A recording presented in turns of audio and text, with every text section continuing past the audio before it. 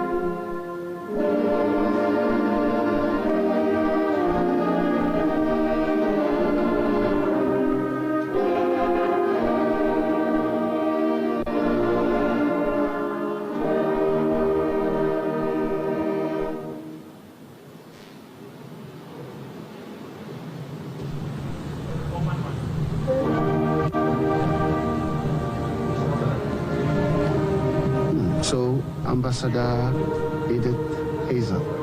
Okay? And then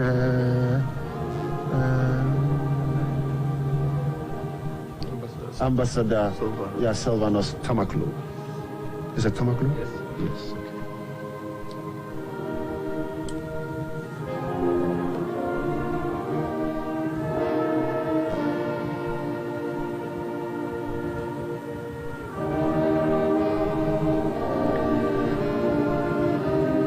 They'll give us a second out.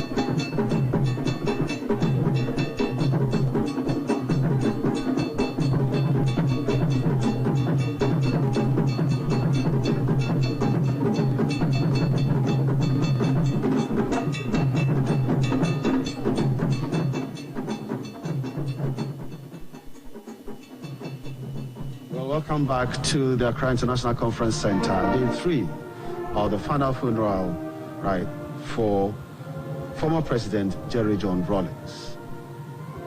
We have a series of interviews going through in our studio, and I have 2 people with me in the studio. I have Ambassador Edith Hazel, High Commissioner to Denmark, and but closer, if you're the High Commissioner to Denmark, you may not link it as quickly as possible. But then she was the Deputy General Secretary of the 31st December Women's Movement for 15 years.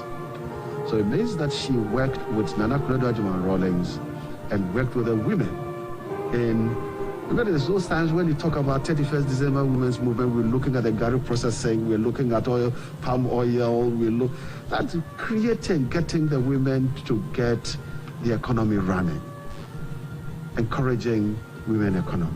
Ambassador Hazel, looking at the pictures, we are looking at the mortal remains of former President Jerry John Rawlings. Though you did not work with him directly, but working with Nana Akufo-Addo Rawlings and working with 31st December Movement, it looks as if you crossed him and you know the values he stood for. How did those values that Rawlings stood for shape your life?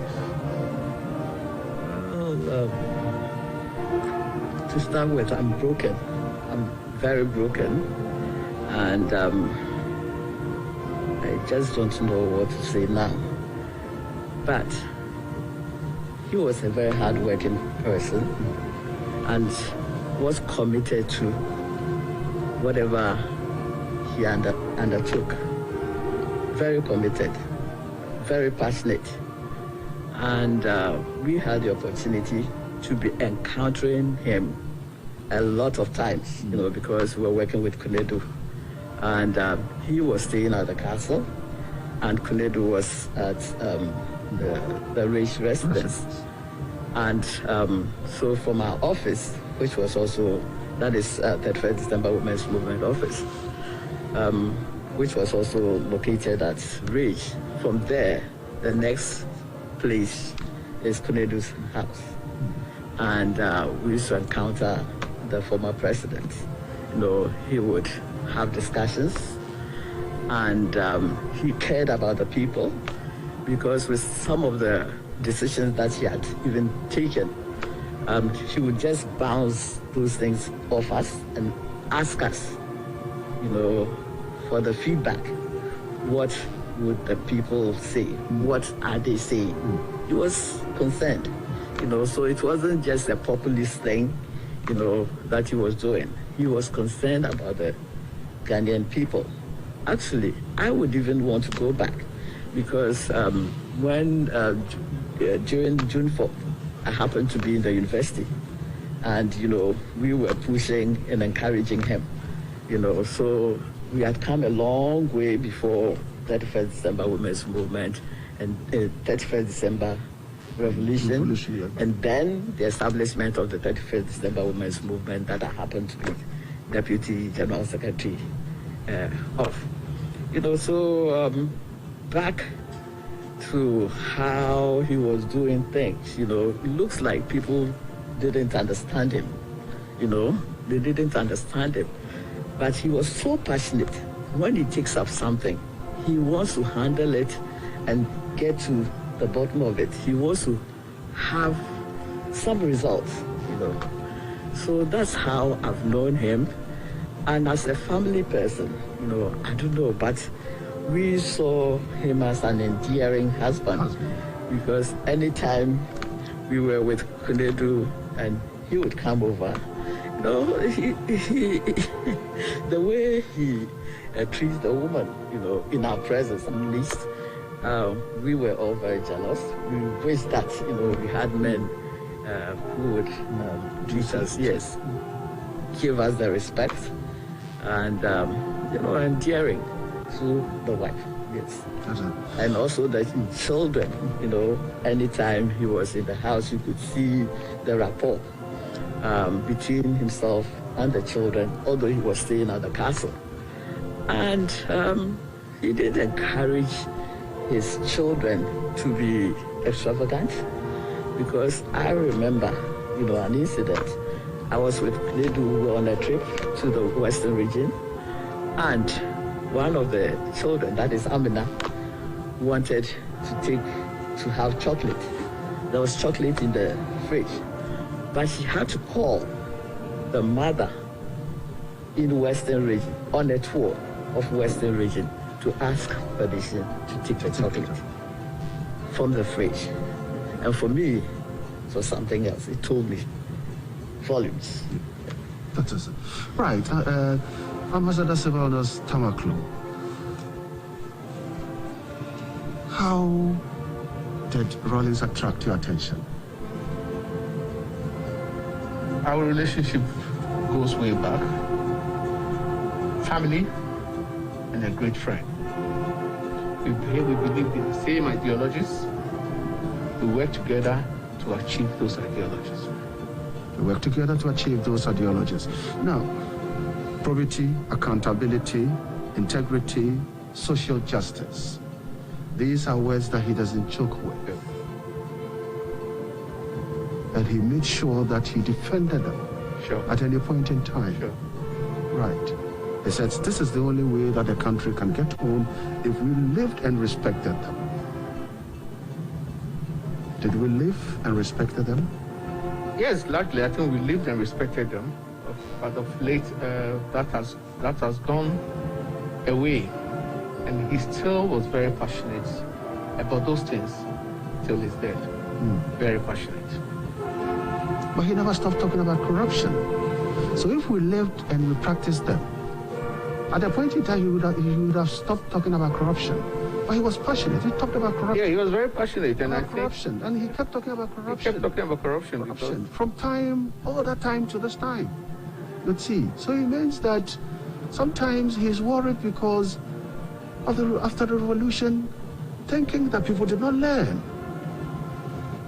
Yeah, Did he people show? Did he demonstrate that he was worried?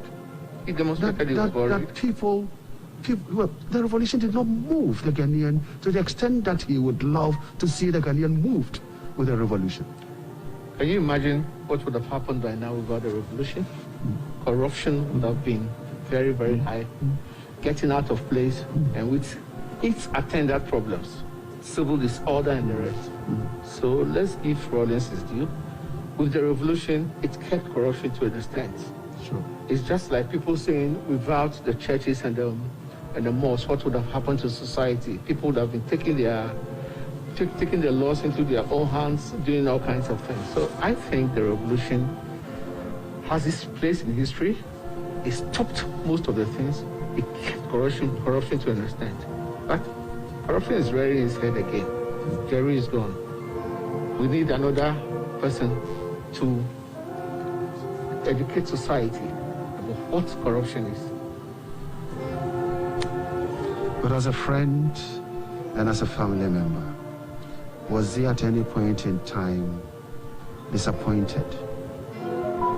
Or did he demonstrate clearly that I am happy, that I did all the sacrifices for Ghana? Yes, he was disappointed in some things. And there was one thing I always made sure I spoke to him about.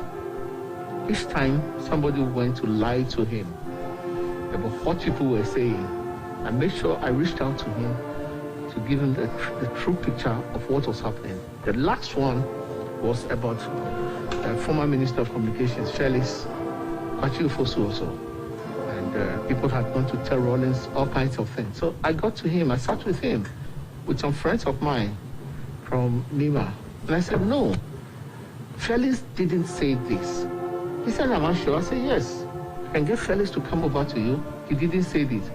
And that was one thing I always made sure I helped him with most of the time, because we realized that people always went to him to tell him stories that were not true. And I always made sure I put those things wrong and right whenever I heard it. Whenever you heard them. Now the man is lying in front of us. Tomorrow, by this time, we'll be counting the hours and he will be getting ready to put his remains to rest at the cemetery. Right. His family.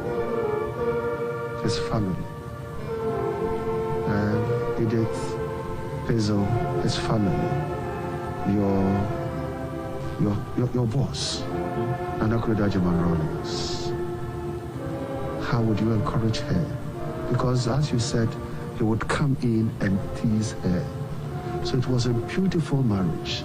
And if you listen to him talking about Anakoda, Nana, it's a beautiful marriage.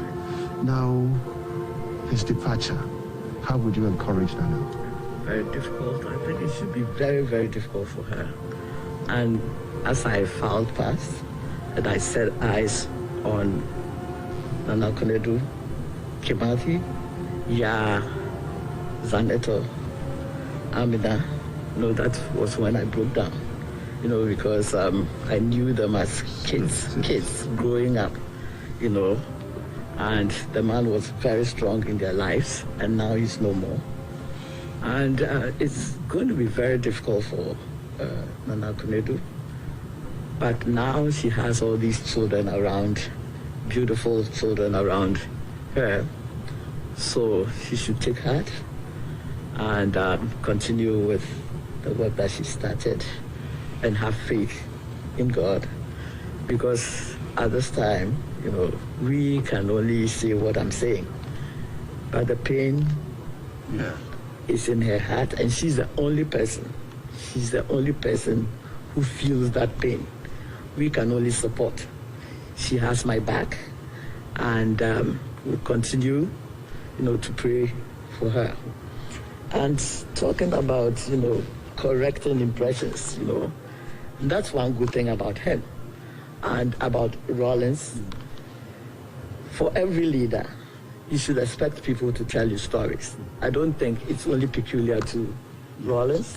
Yes, when you're at the top, those down there would come and tell you stories. But as Ambassador Tamaklo said, when you explain to him and he gets to understand, Right. and he believes it, then he puts you up. That's when he starts referring to you as a man or woman of integrity. So many times we've heard him saying that. So it's not only peculiar to him, every leader has that problem. They come and tell you things, but it's for you to cross-check. And anytime, he's had the truth, he turns around and he tends to work with the people. So we've lost somebody big, somebody, I don't know, who cared so much about our country. And I'm lost for words, There's one incident, his charisma. One incident, I remember when the teachers were agitating, and there was a meeting at the State House, the conference room, and before he came in, they didn't even know he was coming. It was Konedu and some other people, Mrs. Vaidayewa, who were going to address the women. So they were talking, they were so angry, they were even threatening that Vaidayewa, when she comes, she wasn't going to have it easy. Then, suddenly, Rawlings pops in. The people, there was a particular lady that we didn't like, Rawlings, and had always said bad things. When the man appeared at the gate, is this same woman who started a song, to encourage Rawlings. I mean, she was taken by surprise, she was moved and she started singing, to extol the virtues of Rawlings. That was his charisma. And at that same meeting, and he has that tendency to go off point and talk about other things that are on his heart. At that same meeting, I remember a boy had been beaten by the stepmother, that with cane marks on the back, and it became an issue. And it wasn't part of the discussion, but he suddenly brought that thing in and raised the issue. That's how come, they took it up seriously, and, whoever was involved was punished, yes, was punished. So when he's convinced about something, he's so passionate, he goes all out. And most often he's been misunderstood. And I am happy that I got to know him, and may he rest in perfect peace. Ambassador Tamaklo, before you go, we have seen and experienced the life of a great man. He's a very great man. He is a statesman. Since he departed from the political realm from 2001, he has been a statesman until now. His departure, how would you encourage his family to look at that one, to be strong and carry on? Yes, definitely would encourage them to be strong, would encourage them to live by the tenets of what President Rawlings lived for, would encourage them to walk in his path. I remember in 1996, we were together in Singapore. And one afternoon, we had a free time, the delegation, and had a meeting with President Rawlings, just us. And there was an argument between myself and President Rawlings. And I stood my ground. I told him that I was very sure about what I was saying. He was a bit upset, but this is the mark of a good leader. We got out of the meeting, he came, he held me, he said, I like the way... A firm position. The way you were very firm. So keep it up. That was the beginning of a very good relationship. He called me anytime he wanted to check on anything, and I gave him a dispassionate. I will miss him. He shall forever live in my heart and in the hearts of everybody. May he rest in peace. Peace. Thank you so much, Ambassador Edith Hazel, and then Ambassador Sylvanus Tamaklu. It's a pleasure having you in the studio. Thank you.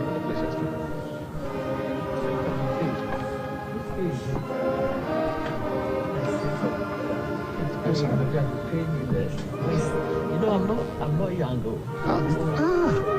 Sorry.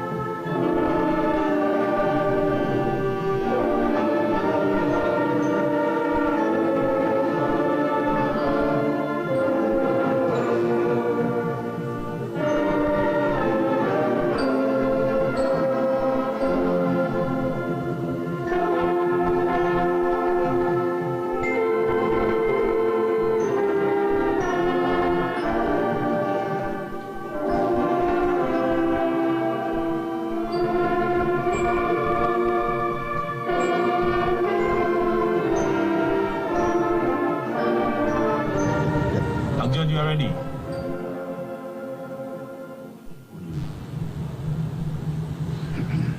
Still at Accra International Conference Center, day 3 of the final funeral rites of the former President of the Republic of Ghana, Flight Lieutenant Jerry John Rawlings. Born 1947, died year 2020 at age 73. His remains will be committed to the grave tomorrow, Wednesday, 27th January 2021. We're now going, stay tuned, we are going for a short playback of all the activities that happened yesterday.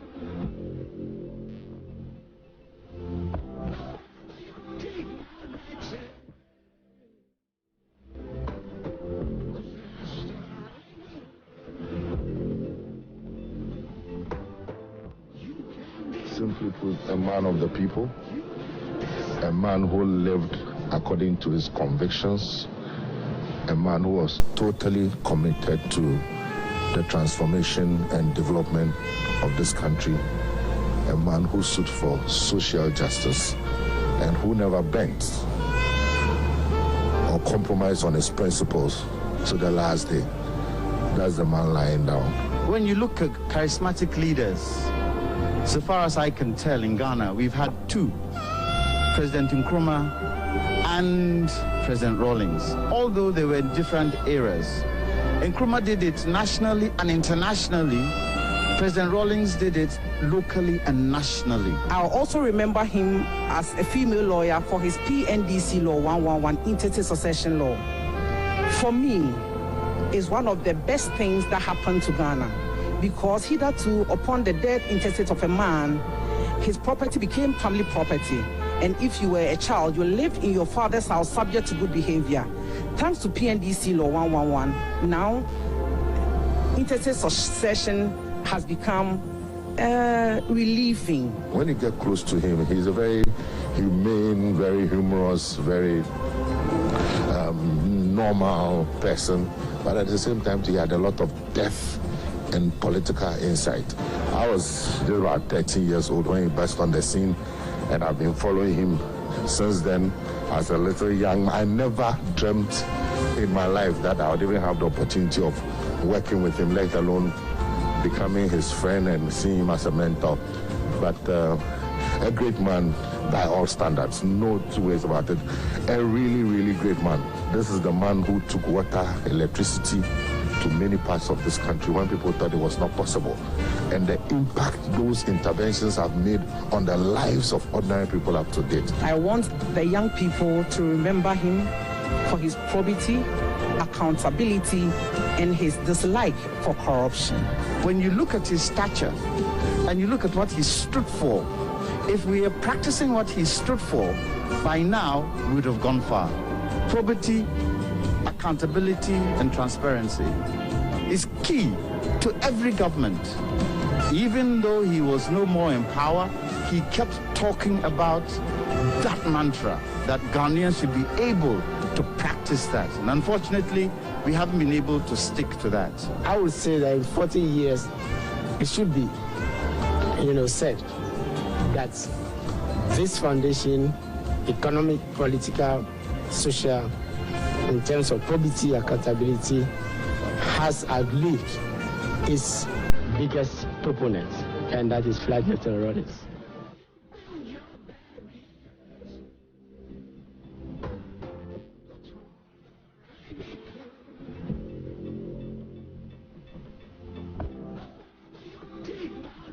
President Rawlings embodies 4 types of leadership in one person. He was authoritarian in some respects. He was charismatic in some respects. He's laissez-faire in some respect. And he's a servant leader. He was in the Nima gutter with the people. On the other side of J.J. Rawlings was the fact that the whole nation was enveloped at a point in the culture of silence. And the media in particular were shackled by all kinds of restrictive laws. Example, the newspaper licensing law. It was through the same J.J. Rawlings that we laid a firm, indestructible foundation for the freedom and independence of the media, as articulated in Chapter 12 of the 1992 Constitution. So if today the Ghanaian media have the courage to hold to account people in positions of authority and power, and if today in Africa, Ghana is adjudged one of the best 3 performing media systems on the continent, it's all because J.J. Rawlings laid the foundation. He was a nationalist and he wanted to work for Ghana. I also saw in him taking care of the poor, sharing his little wealth, and that is the reason why, even when he stepped down as president after 19 years, I did travel with Rawlings, and I could see that he was not somebody who acquired wealth because he was selfless. I miss him so a lot because he's a father. He's a father to the nation. He's a father to Ghana. He's a father to everybody. He loves everybody. If you are in need and you go to him, he don't hesitate. He don't hesitate at all to help you to deliver your need to where you want to deliver to. I asked him one day, sometimes you are good, sometimes you are bad. Just because of some things that I've experienced through his school and through his PNDC struggles with a lot of things that happened to my family. My uncle Alaji Fallo was jailed. A whole lot has happened. But I later realized there are a lot that it was a mistake, and a lot Rawlings have to do it because it's necessary. He must do it. I say you've been president for 18 years. What have you done for Volta region? That is remarkable. I say I did some oil exploration. I did some hospitals. I did some roads. I said you could have done more. He said, but if I did, people would talk. This is the kind of person you're dealing with.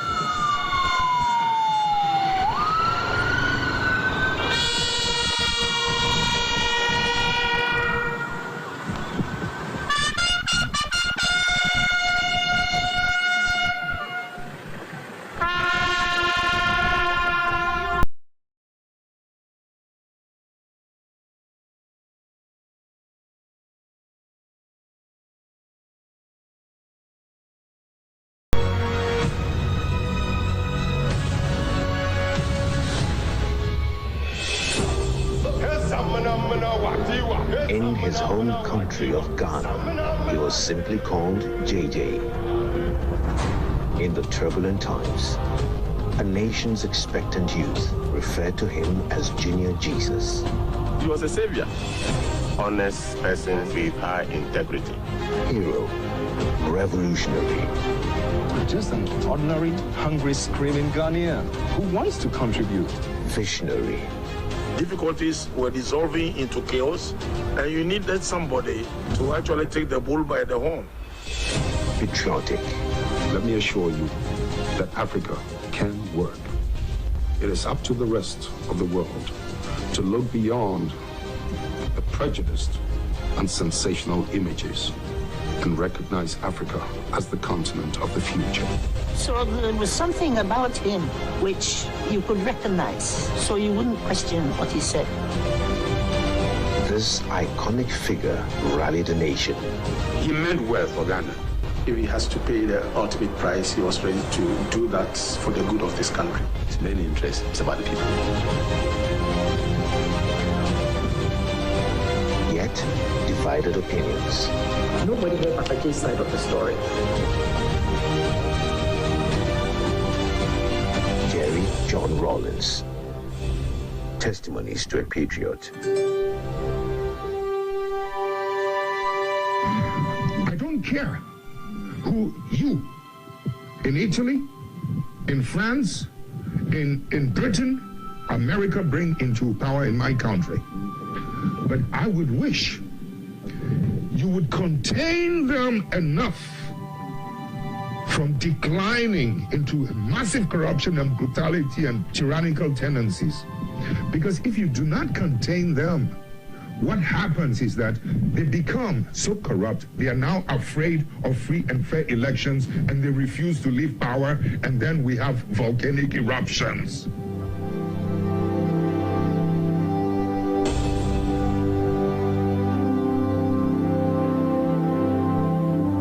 Jerry John Rawlings led Ghana for almost 2 decades as a military leader and a democratically elected president. After a successful second term in office and his country in a far better position, he retired from active politics.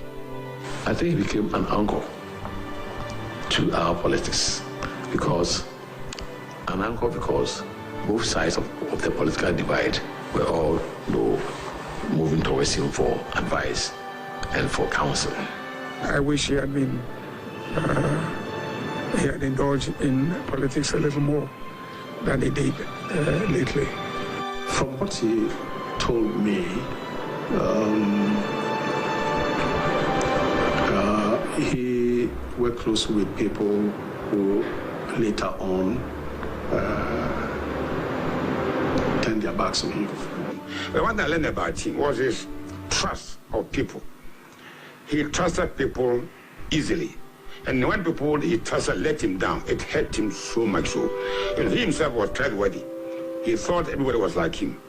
At the most crucial period, he didn't have people to lean on. He was quite disappointed. And that accounted for his withdrawal. He was hoping that the party that he had set up, he didn't want to dictate to the party, but he wanted the party to be wary of where the party came from and what had brought the party into being. And the very things that we fought against in 79 and 31st December, when you see it creeping in, you begin to shudder. One day somebody asked me a question. He said, it appears your boss nowadays is not the kind of boss we knew because he has lost his vibrancy. I said, no, he is now a statesman. So taking partisan positions might not be the best because having regard to the way we do our politics here, it's like if you're out with me, then you're against me. But then he was able to manage that system so well that he attracted both sides. The NDC saw him as our founder, and the MPP also saw him as a stabilizing factor. So that in the event of any problem, we can go to him and seek advice. And I think he did it well, with satisfaction and perfection. He transformed from the fighter pilot that he was to a statesman. And I must say that I'm very, very proud of him. One of the biggest attributes I found in him was that we started off in the 70s and we were talking about values, human values. We were talking about these issues about integrity, accountability, and this thing. And I'm very, very confident that all throughout, after all he had been through, even when he was president, you could sit down with him and talk about these values. It's not everybody you could do that with. And sometimes when things were not too strong, you could see that he wasn't but he maintained those values. And I really respect him for that. Jerry Rawlings dedicated his post-presidency period to pursuits of his humanitarian interests, his service to the United Nations, African Union, and other global agencies contributed in making the continent a better place. He was also, I think, a very strong West African. He was a strong West African where he was willing to commit Ghanaian resources, both financial and human, to ensure peace and security in the sub-region. Because these were turbulent times in the sub-region, from Liberia, Sierra Leone, and all those, where democracy was being threatened, not only, but human life. The stability of those countries were being threatened. And he championed that. One time that Kofi Annan came here, and we had a long debate on this as to what he wanted, not only what he felt Ghana would contribute, but also how he would influence the leaders of that time, like Tijan Kaba at that time, to really live up to certain standards and expectations and so on. So he became leader really of West Africa to a great extent. Nigeria is a bigger country, but Jerry Rawlings was the one who pushed a lot of things, and as I said, provided the necessary resources and commitment and leadership and even dialogue. The instability of Liberia is affecting the stability of the sub-region. It's making it difficult to attract investment. It's making it difficult, to improve the image of Africa. So I'm suffering, not indirectly, directly, both through the contribution of my troops to bring about stability and through the fact that, look, it's creating a wrong perception of Africa. So we have a moral obligation to do what we can to bring about the necessary stability. Because we are all being judged, all of us, despite the efforts we're making, we're all being judged just by, little things happening here and there. He was a man of competency in the sense that he understood peacemaking, he understood bringing people together, he understood real politics, and he understood the geopolitics as well. A man driven by Pan-Africanism, and who throughout his tenure showed it. But President Rawlings was beyond all those things. He was first and foremost a kind human being, a big brother to us, a mentor, someone that we saw as a role model for us. He was engaging with the different parties in Somalia at the moment, with the Somalia and those of us who were in the international community, trying to ensure that we were dialoguing in the quest for peace in Somalia.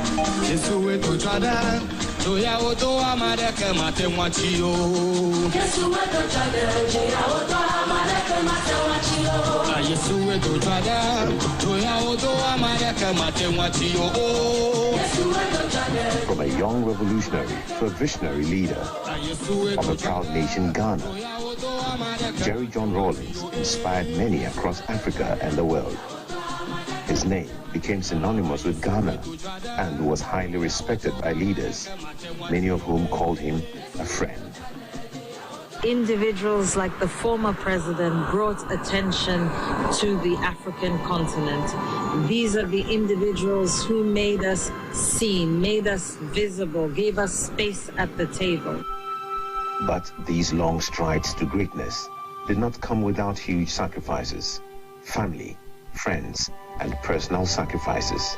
After we went out of power in 2001, that's when I believe he had the chance to experience real family life with his wife and children. But the formative years, the natural bonding that he should have had with his children was not actually experienced by him, and therefore that was a sacrifice.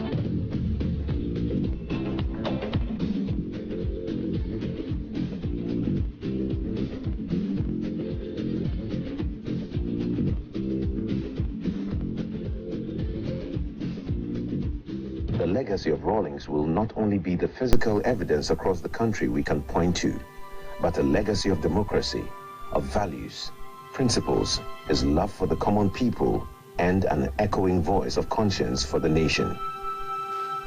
Jerry, in my opinion, has done a lot for this country, and he must be highly commended for his service, his commitment to Mother Ghana. There were 3 letters that came to the office, for instance, and each of them were asking that his name be put. First one was an oil platform, the second one has to do with the ports, some naming ceremony, and they wanted to put his name on it. The third one came from UDS, and he wrote within that letter that he would rather his name be written in the hearts of people than on monuments, roads, and buildings. According to Dr. Mrs. Grant, who told me, he said when Dr. Frimpong Martin came, he didn't have the support from his superiors. But when one day he came back and go to Mrs.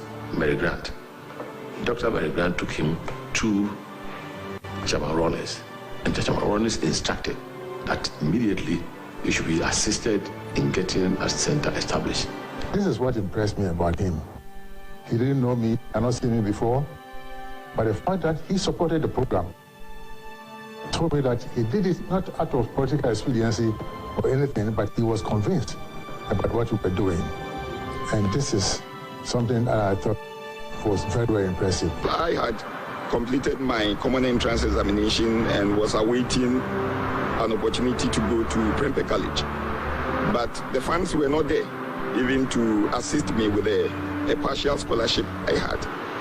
Just by participating in an examination which was organized under the auspices of President Rawlings, I was able to get the opportunity to travel to Cuba and have secondary education, free secondary education for that matter, and tertiary education, and graduate as an optometrist, come back to Ghana, work at several top hospitals, and eventually go into private practice.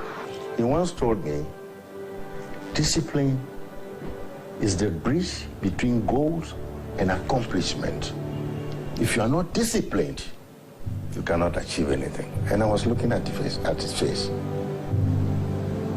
Discipline is the bridge between goals and accomplishment, which is a fact.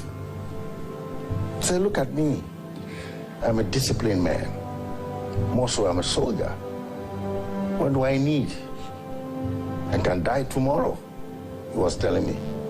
And this is exactly what has happened. The former president of Ghana, Jerry Rawlings, has died at the age of 73. Tributes are pouring in from across the continent after the passing of Ghana's former president, Jerry Rawlings. He was the first president of our Fourth Republic, a man who held the supreme office in Ghana, and therefore his passage has to be a matter for the Ghanaian nation.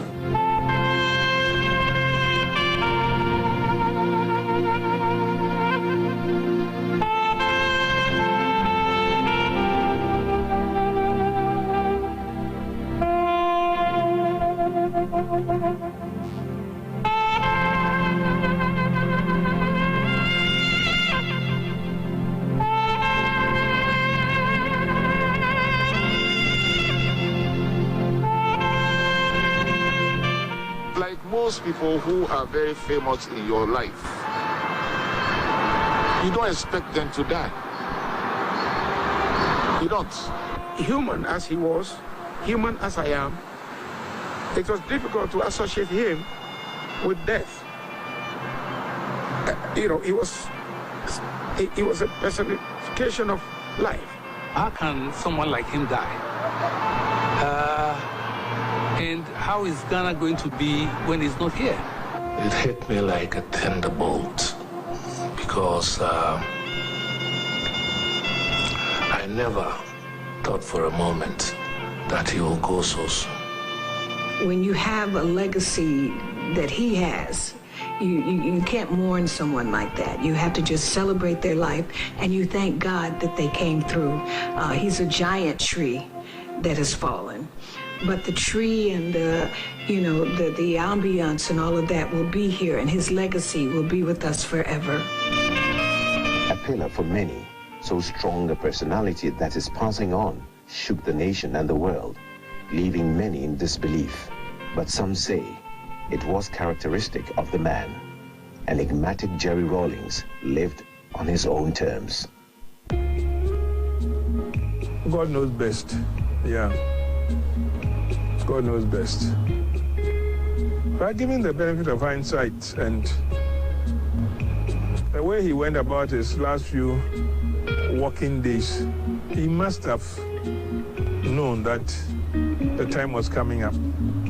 In fact, the day he got to the hospital, when I saw him in the hospital the first time, he told me that he was thanking me for making sure that he was sent to the hospital the time he was sent to, because he himself could see that he was a few minutes away from going.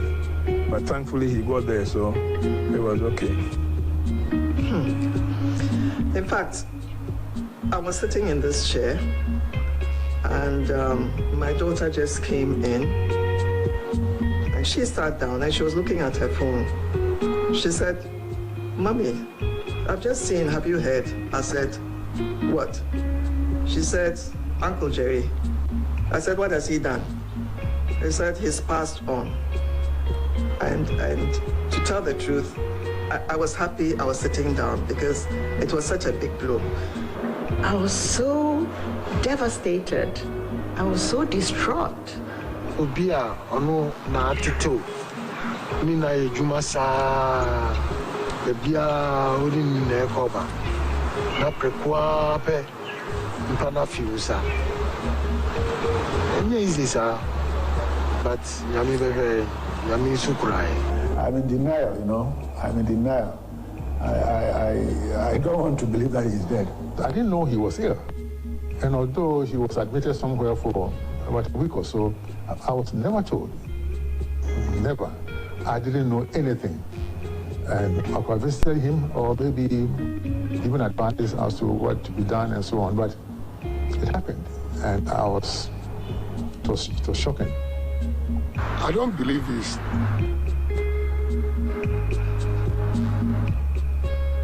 I don't believe it is no more. I will believe it after I've seen the body with my eye, and if I have the opportunity to touch it, which maybe I won't have the opportunity to touch it. But it will be very difficult for me to believe that my godfather is no more. There was a straw that broke the camel's back that day. It was bad. It was really bad.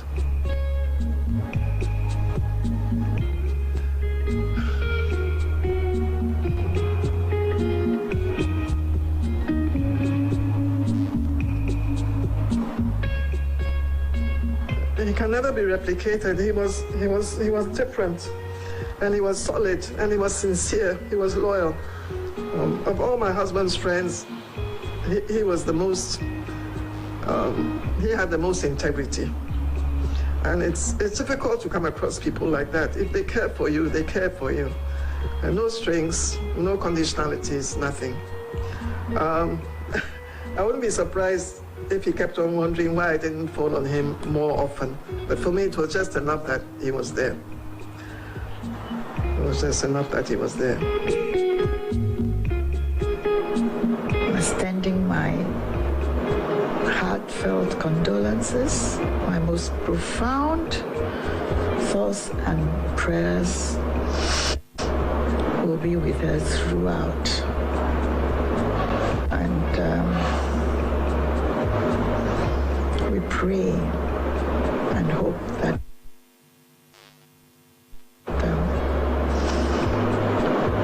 Jerry Jones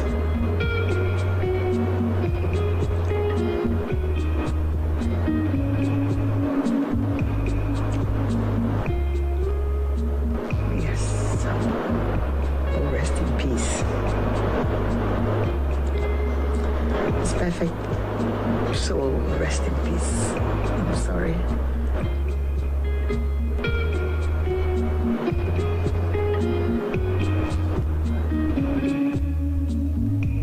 To the generation that came of age in the 80s and 90s, J.J. Rawlings will remain a towering man of action, an embodiment of a people's struggle for a better life and a better Ghana. He started as a dictator. He died a Democrat. I would want to salute the late President Rawlings, and I will do so on behalf of all my colleagues in the profession of arms at the time who remained in the trenches with him,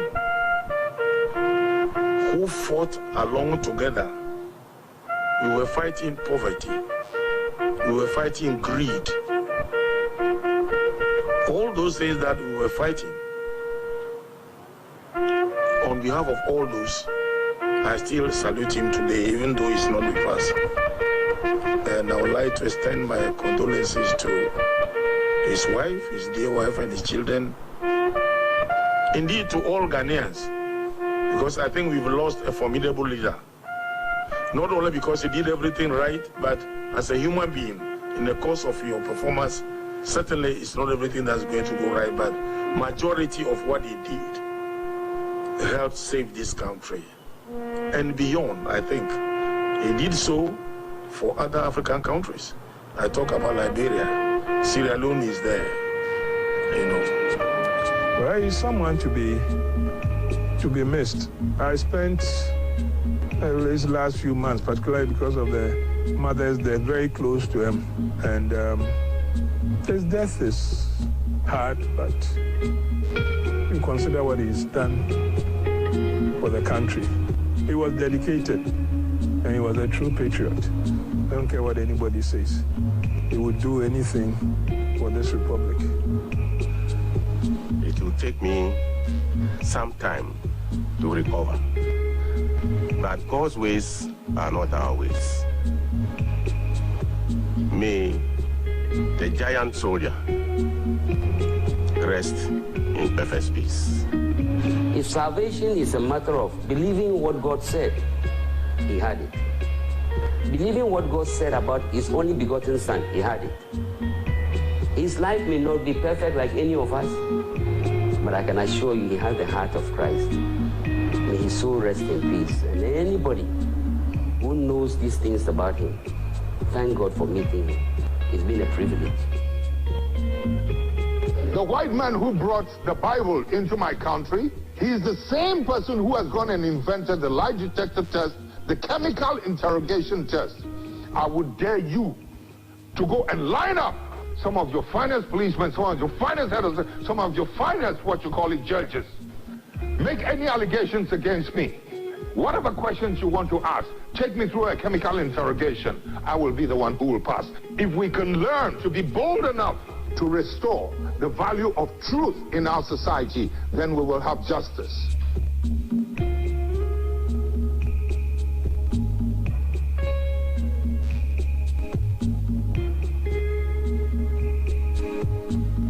His name lives on as a perpetual flame that will continue to burn in the hearts of all who seek justice, probity, accountability, and social justice for all Ghanaians.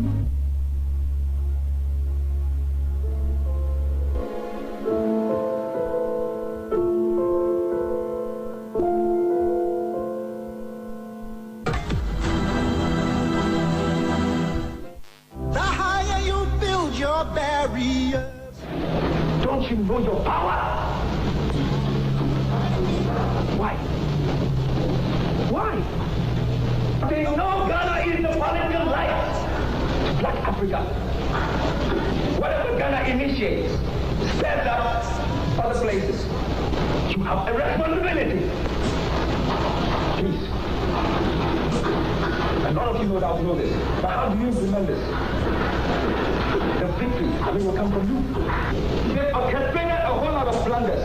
That is as the one very good and rewarding thing. But that era, in their attempt to break it, a revolutionary thing fermenting in the country.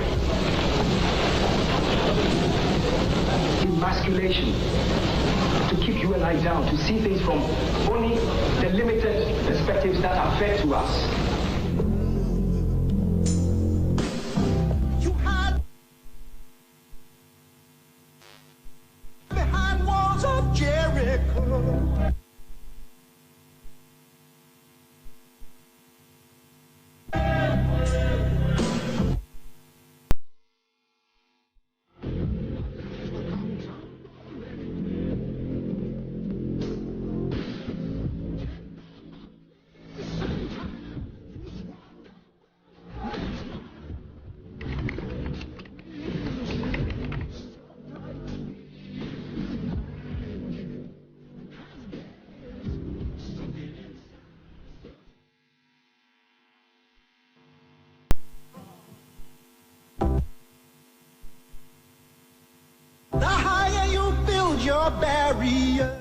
Finding himself at the helm of the ship of state, J.J. Rawlings offered his countrymen a style of leadership which was at complete variance with what the nation had experienced. The concern expressed by him for the welfare of the vast majority of Ghanaians who live in the remotest areas of the land is shown by the many visits he is paid to whip up their enthusiasm. The happiness I'm expressing is most sincere and fresh each time because I see through the strength of our dear nation embodied in the people gathered together at such occasions. And from such gatherings, I return to my work with renewed strength and vigor to carry on my part of the task which confronts us all as a nation. The more you refuse to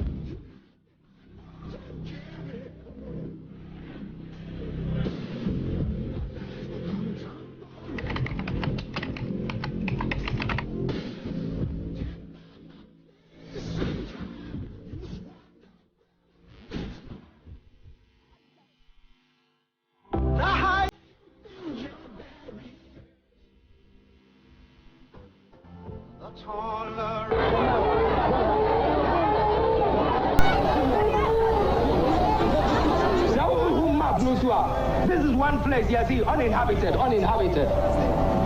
Fair enough. And one thing I mean from pioneers, no. Ladies and gentlemen, give us something in a few years' time. Say what a from place are. Let it be testimony, a reflection of a new Ghana of a kind. People who moved into a new land, explored it and built it. For those of you who are going to be working on the grounds and plowing the fields, please watch out. I know the Afram plains well. I've done tractor work before using plows, harrows, and the ease with which we can snap the chains, parts of the plow when you run into stumps. The Afram plains, the plains we call it, but so many bushfires, the irregular farming activities, the ground is full of stumps. You will find half the time you would have your tractors packed because you busted a tire or you've broken a chain. So please, for those who are supposed to be doing the land clearing work, take note of this point, the stumps.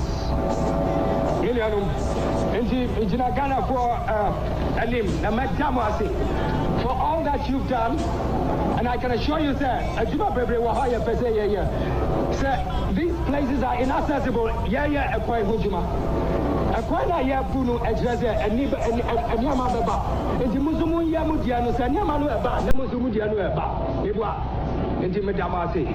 Thank you.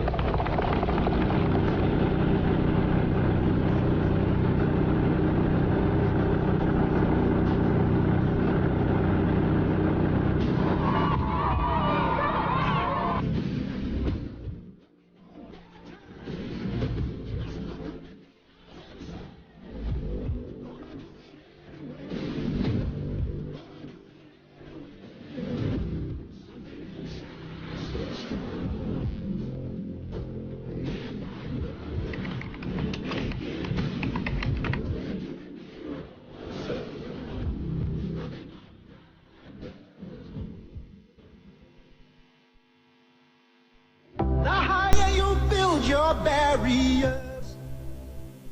Gold mining, especially, has seen significant improvement. At Obuasi, for example, the Ashanti Goldfields Corporation is sinking new shafts.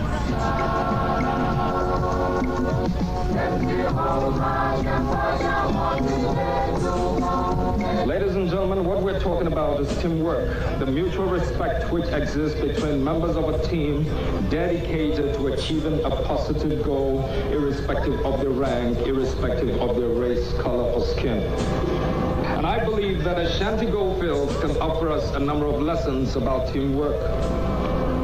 We have welcomed genuine investors who are prepared to accept our mission to build a just, prosperous, and dignified nation.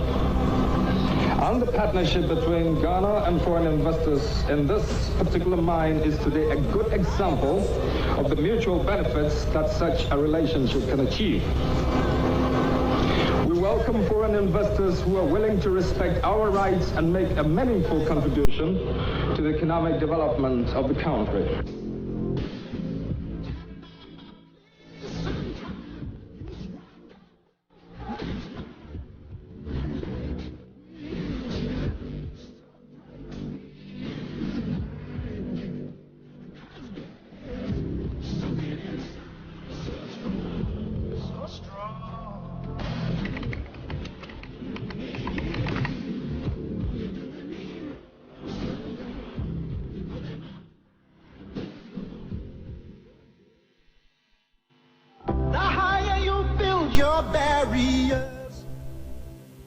brothers and sisters, all over the country, the very important exercise of registering all qualified voters is taking place.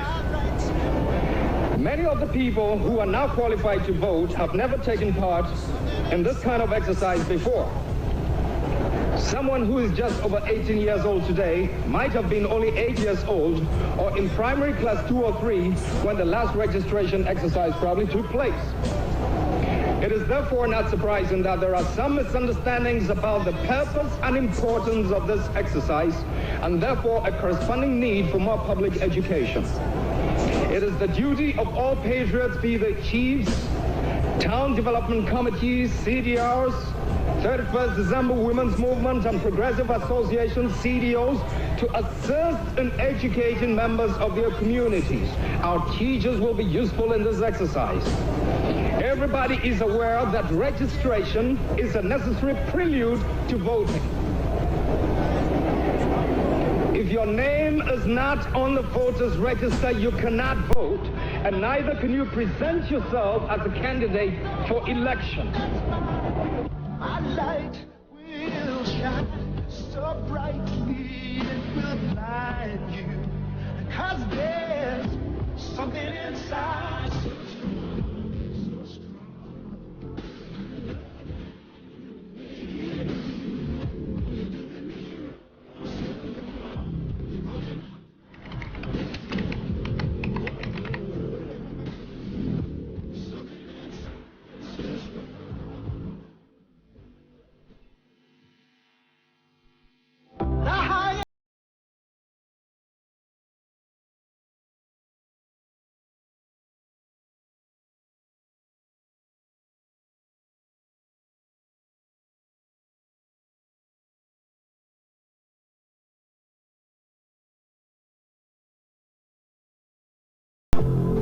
Another noteworthy visitor was Mwalimu Dr. Julius Nyerere, the chairman of the South Commission and former president of the Republic of Tanzania.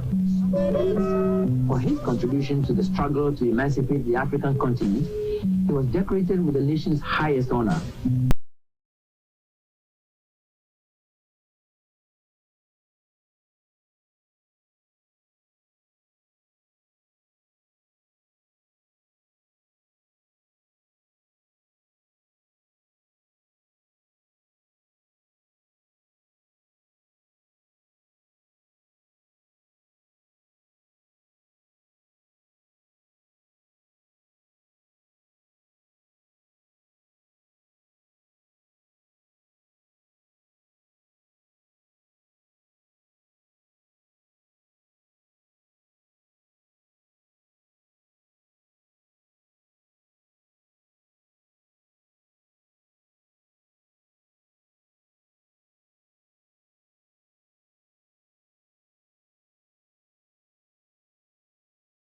Barriers.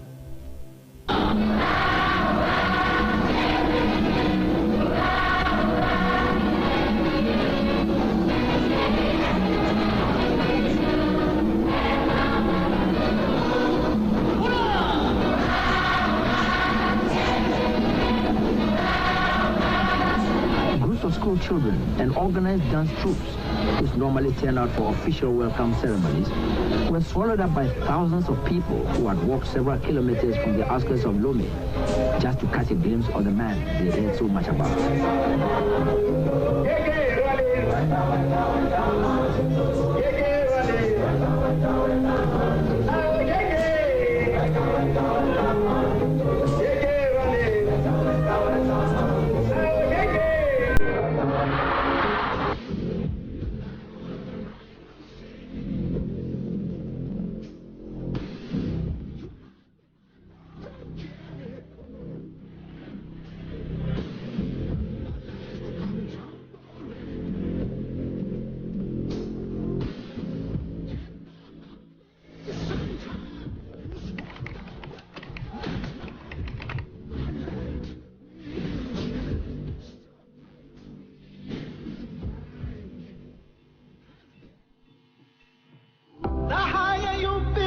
Barriers. The swearing in of President-elect Flight Lieutenant Jerry John Rawlings. And at this stage, everybody will be expected to stand.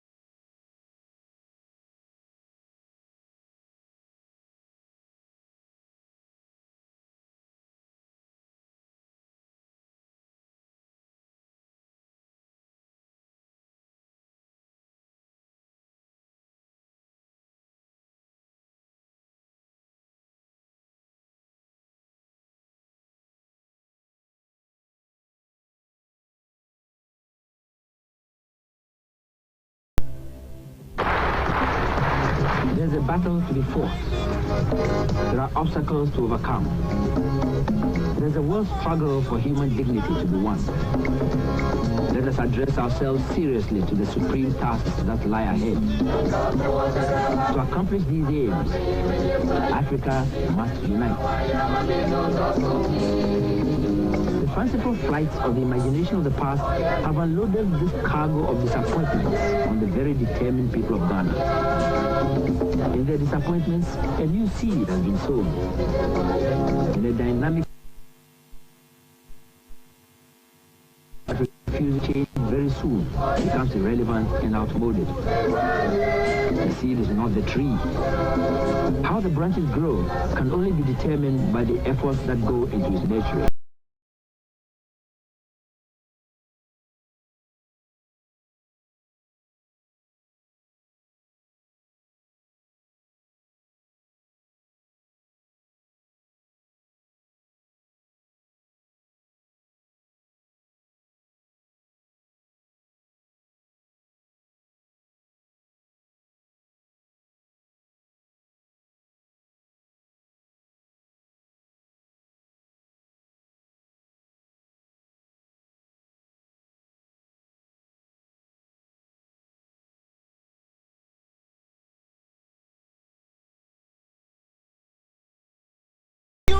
Your barriers.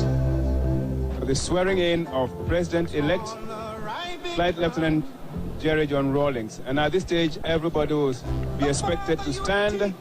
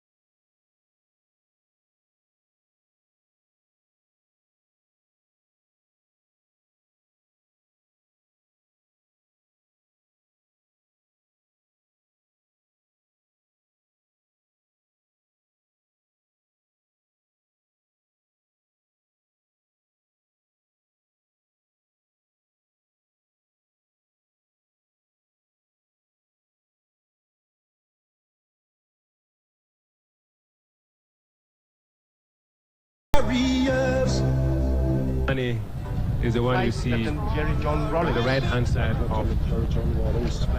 Do in the name of the Almighty God swear. Do in the name of the Almighty God swear. That I will bear true faith. That I will bear true faith. And allegiance. And allegiance. To the Republic of Ghana. To the Republic of Ghana. As by law established. As by law established. That I will uphold. That I will uphold.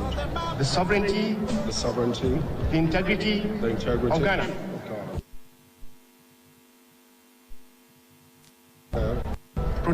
Protect and defend the Constitution of the Republic of Ghana. The Constitution of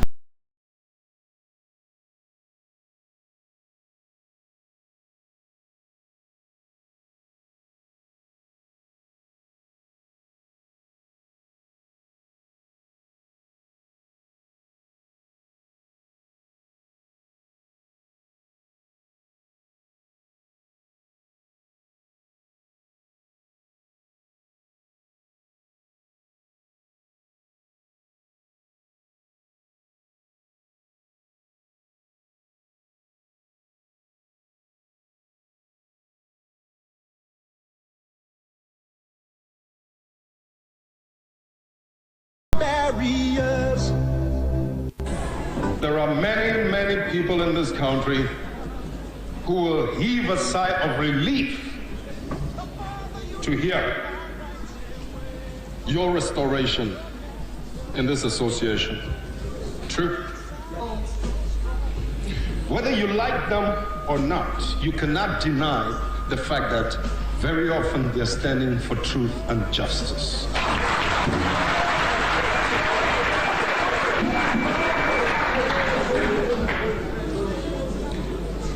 Even in the Bible, they tell us to obey our conscience, because that one tells you the ultimate truth. Very often, even when you run into places where you're not liked by the very people you're fighting for, if you ask them in their privacy, when they get into trouble, you're the ones they come to.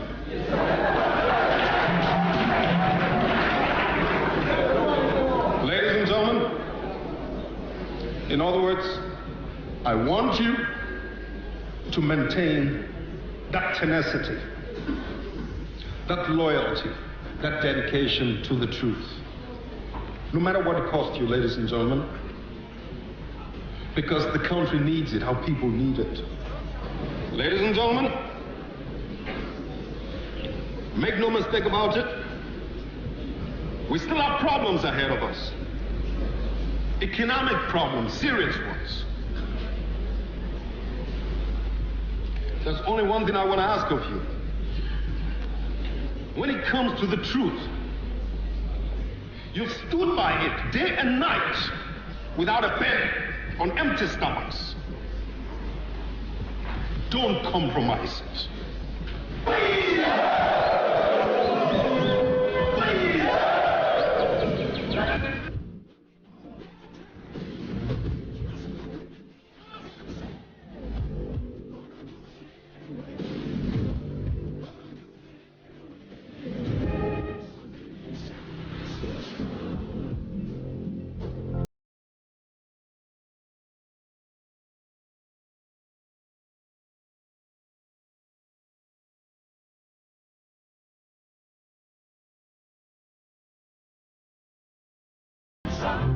The higher you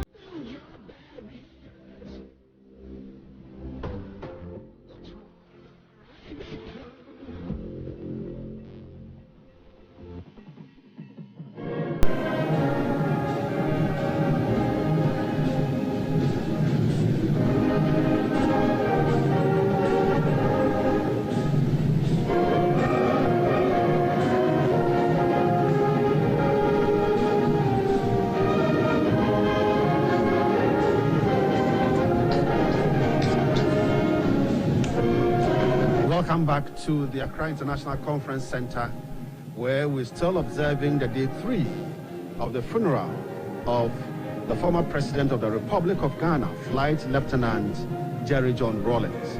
But before we take you through this afternoon's program, let's watch this pictures of activities that happened at the conference center today.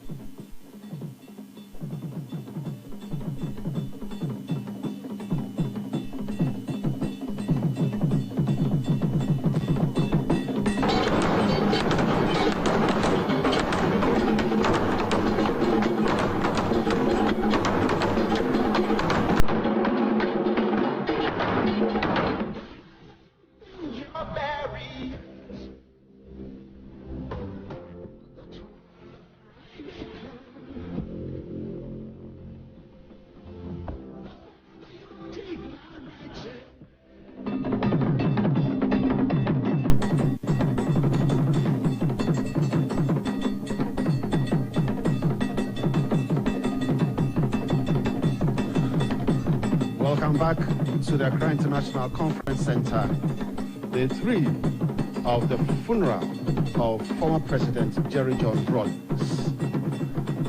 From the morning, we have seen the filing past of His Excellency the President of the Republic of Ghana and the First Lady, President Nana Addo Dankwa Akufo-Addo and Rebecca Akufo-Addo.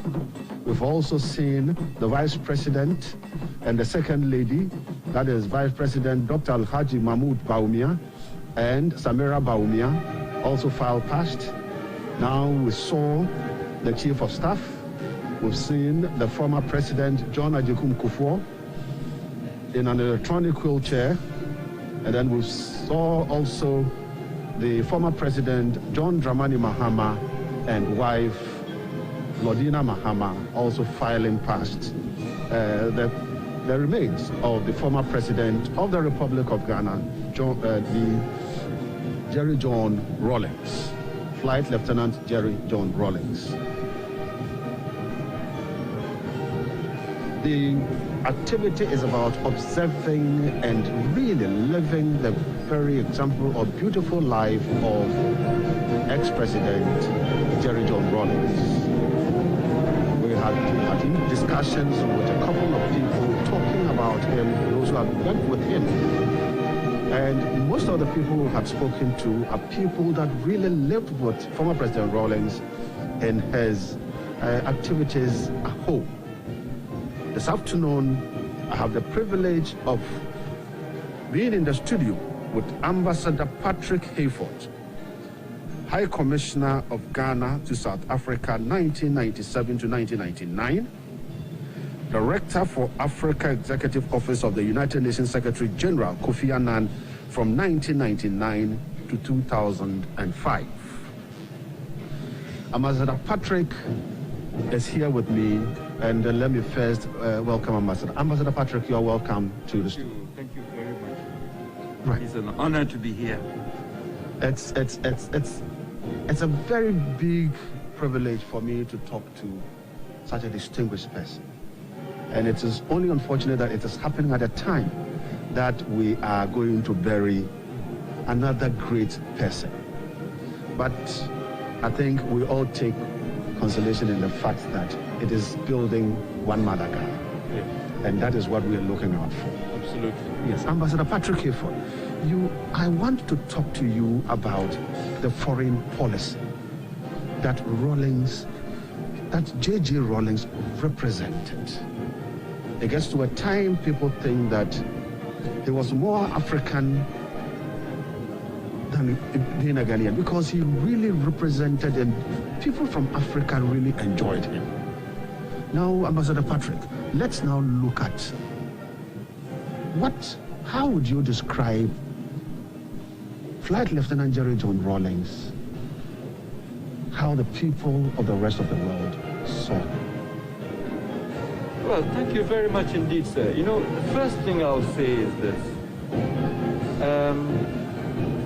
The impact, the image, the influence of former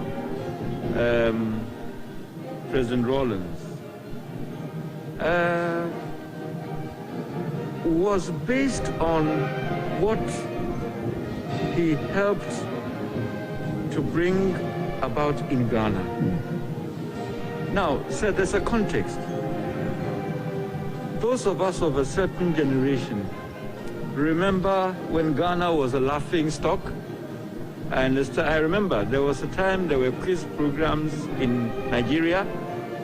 What country in Africa has no soap, no toothpaste, etc., etc.? And everybody knew they were talking about Ghana. Those of us of a certain generation remember when you had to sit in your car for 2 days to get 1 gallon of petrol at the petrol station. Those of us of a certain generation remember when tens of thousands of Ghanaian professionals, in the days of Kalabuli in the Kutu Achampong era, tens of thousands of our professionals left these shores to seek greener pastures. This was the Ghana of the era leading up to June 4th, 79. And this was an important background to any discussion of the impact of President Rawlings in foreign policy. As they say, sir, foreign policy is based on and is an extension of domestic policy.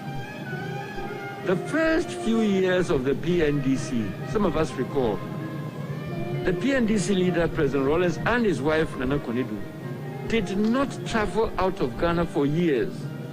They spent the first few years traveling to every corner of Ghana.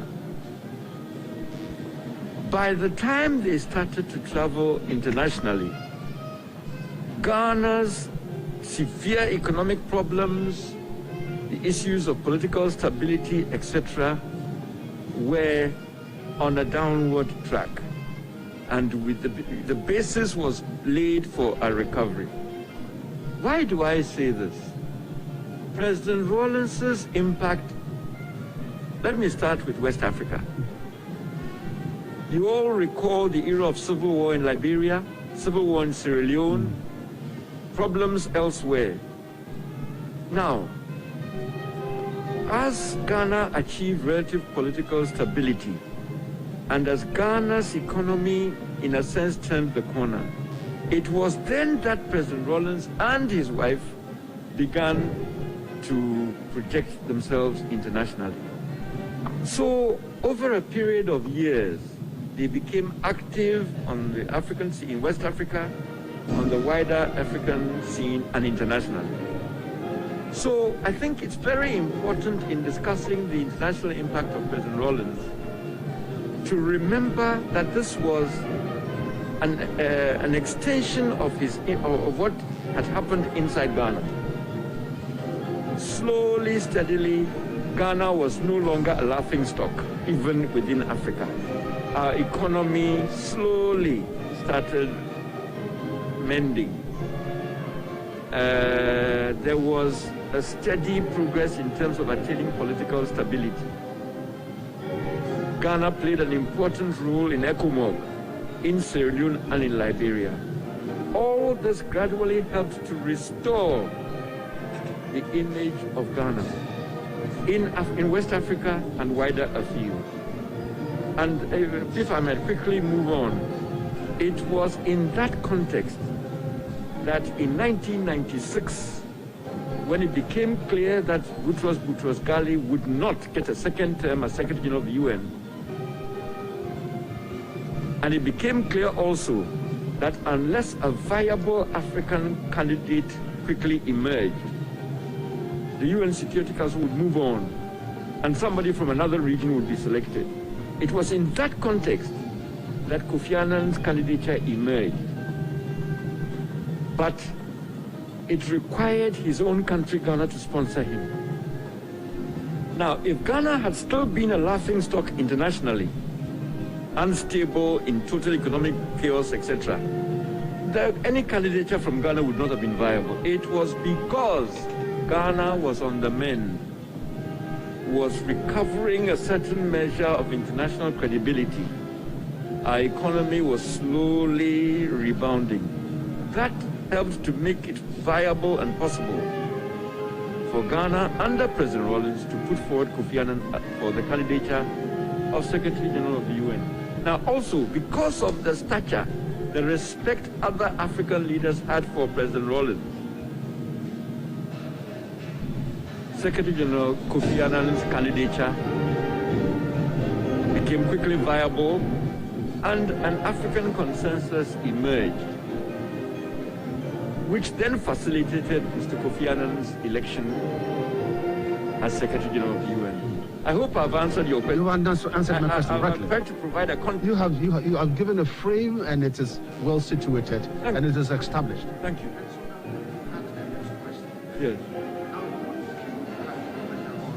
Yes.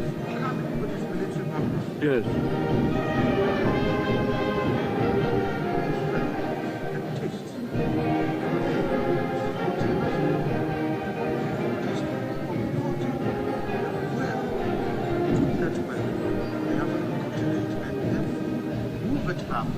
Into the rest of the world to get that support that he achieved within a very short time.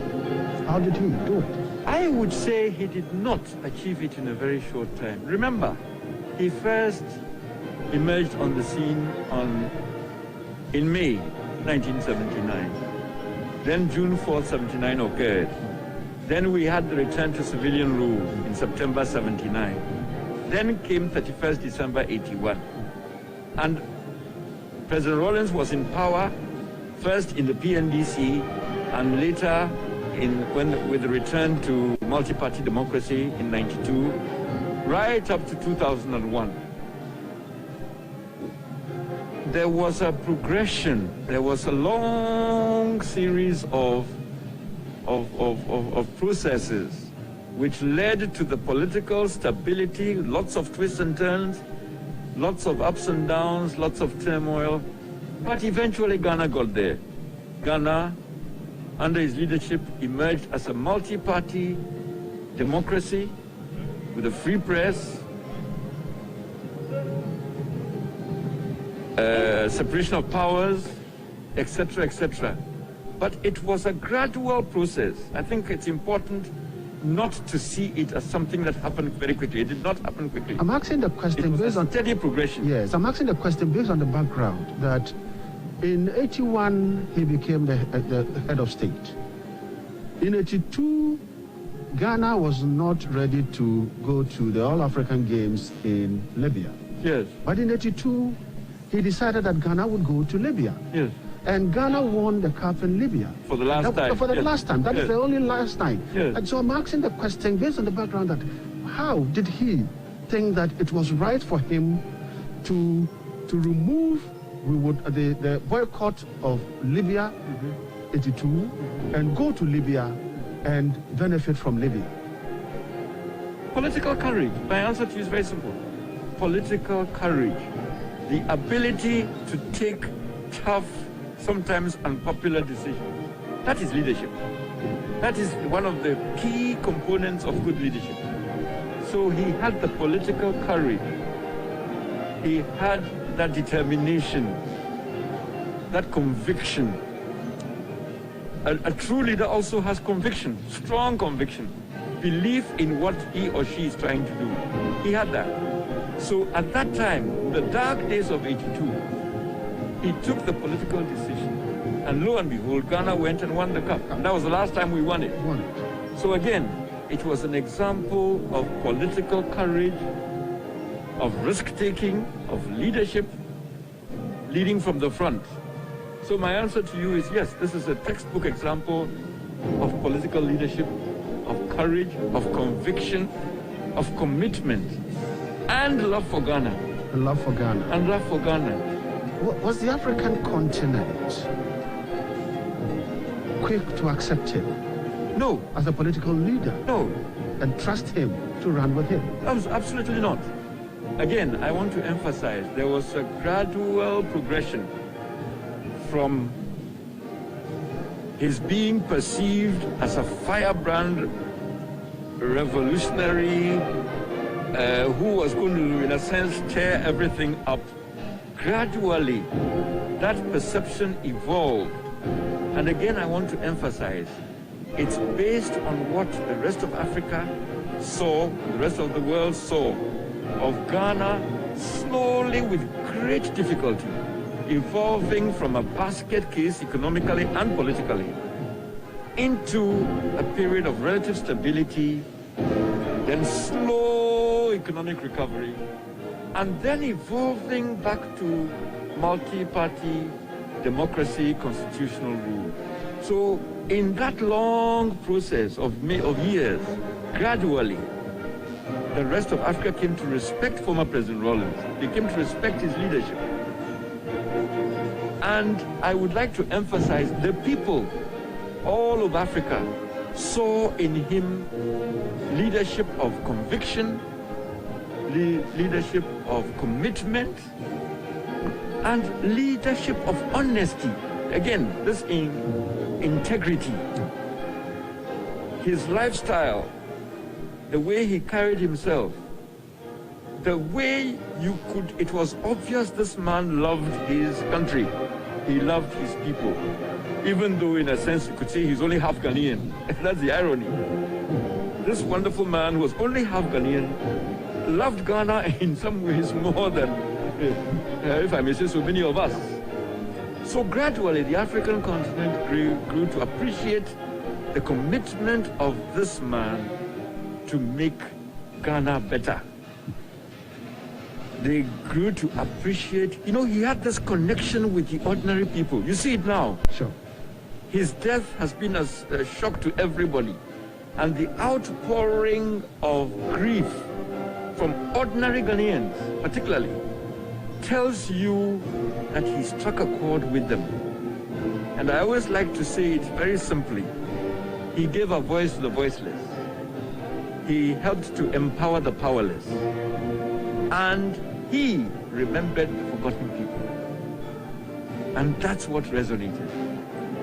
I hope I've answered. I think you've answered. But now let's look at him. Let's look at former President Rawlings.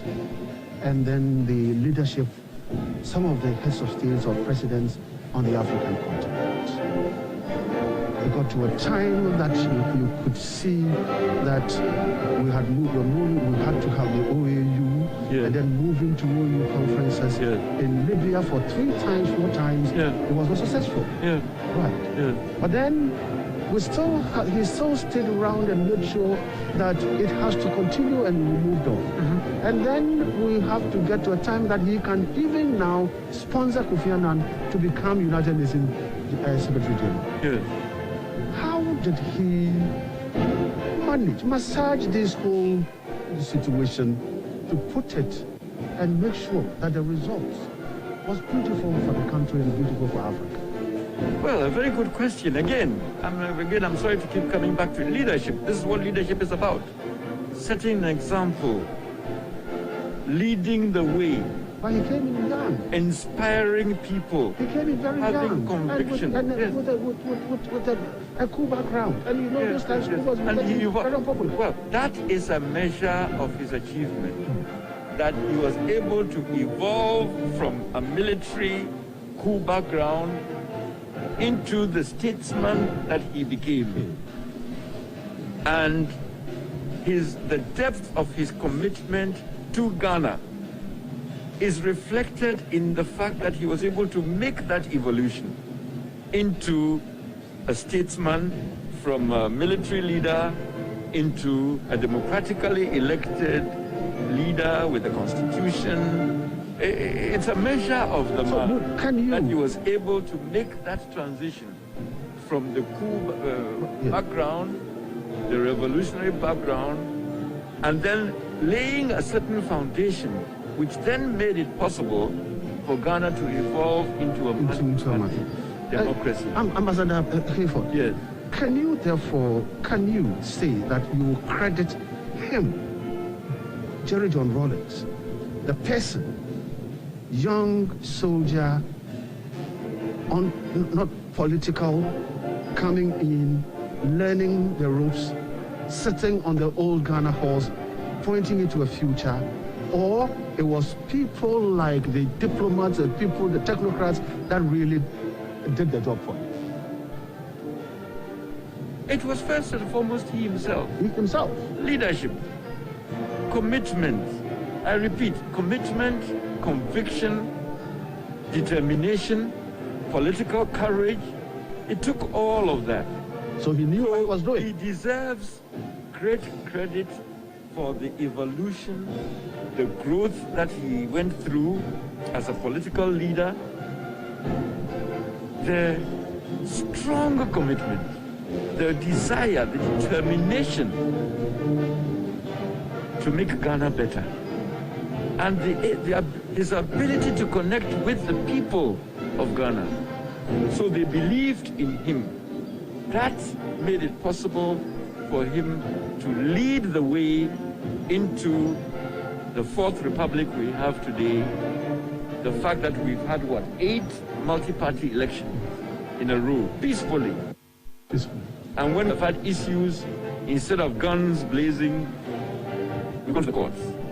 And now Ghana is an icon. Ghana is an example for the rest of Africa that it is indeed possible to evolve through all kinds of twists and turns into a stable, multi-party democracy with respect for basic human rights, with freedom of the press, etc., etc. So So he deserves a lot. I'm not trying to say he alone did it. No, he did it leading the people of Ghana.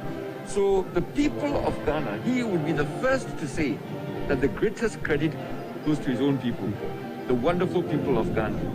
But he helped lead the way. So I just want to emphasize that. Yes. No. But he deserves a great deal of the credit. Because it took political courage to make the evolution that he made.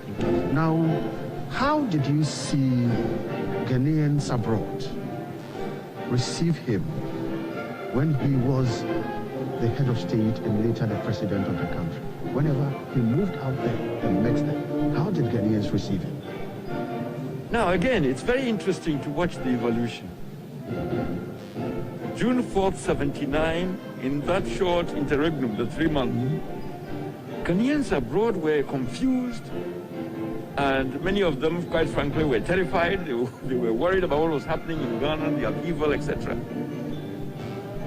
31st December 81, I would say that the Ghanaian diaspora response to and reaction to former President Rawlings also evolved.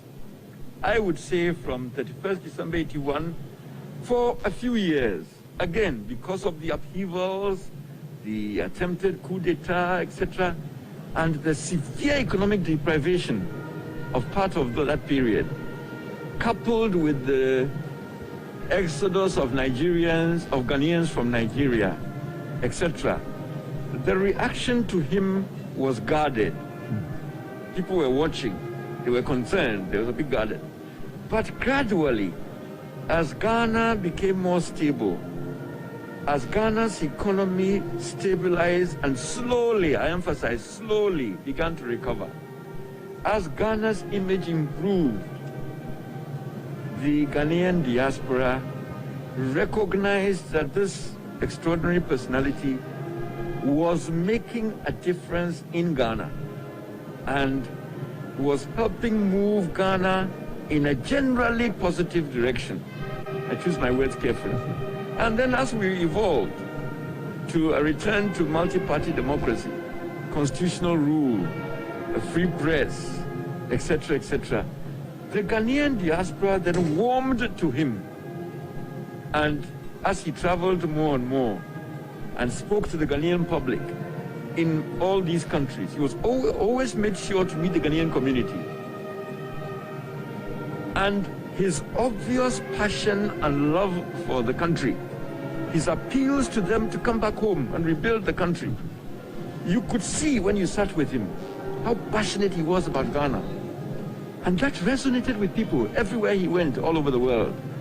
And so gradually the Ghanaian diaspora also warmed to him because they saw in him a patriot, they saw in him a leader, they saw in him somebody who was truly committed to the welfare of Ghana, their motherland. And he helped mobilize many Ghanaian communities to do things back home, to help improve things. So gradually the diaspora warmed to him. That's my advice. Now let us now come back to some of the values. I hope I've answered your question. You've answered my question. Some of the values that former President Rawlings lived on: probity, accountability, fighting corruption, and integrity. You know, the rest of the world saw African continent as where there is resources, but these resources tended to be looted by its own leaderships. And this was a young man who was fighting corruption. How did the rest of the world receive his fight against corruption, his anti-corruption fight? You know, I'll tell you a true story. You know, there's nothing like a story to illustrate things.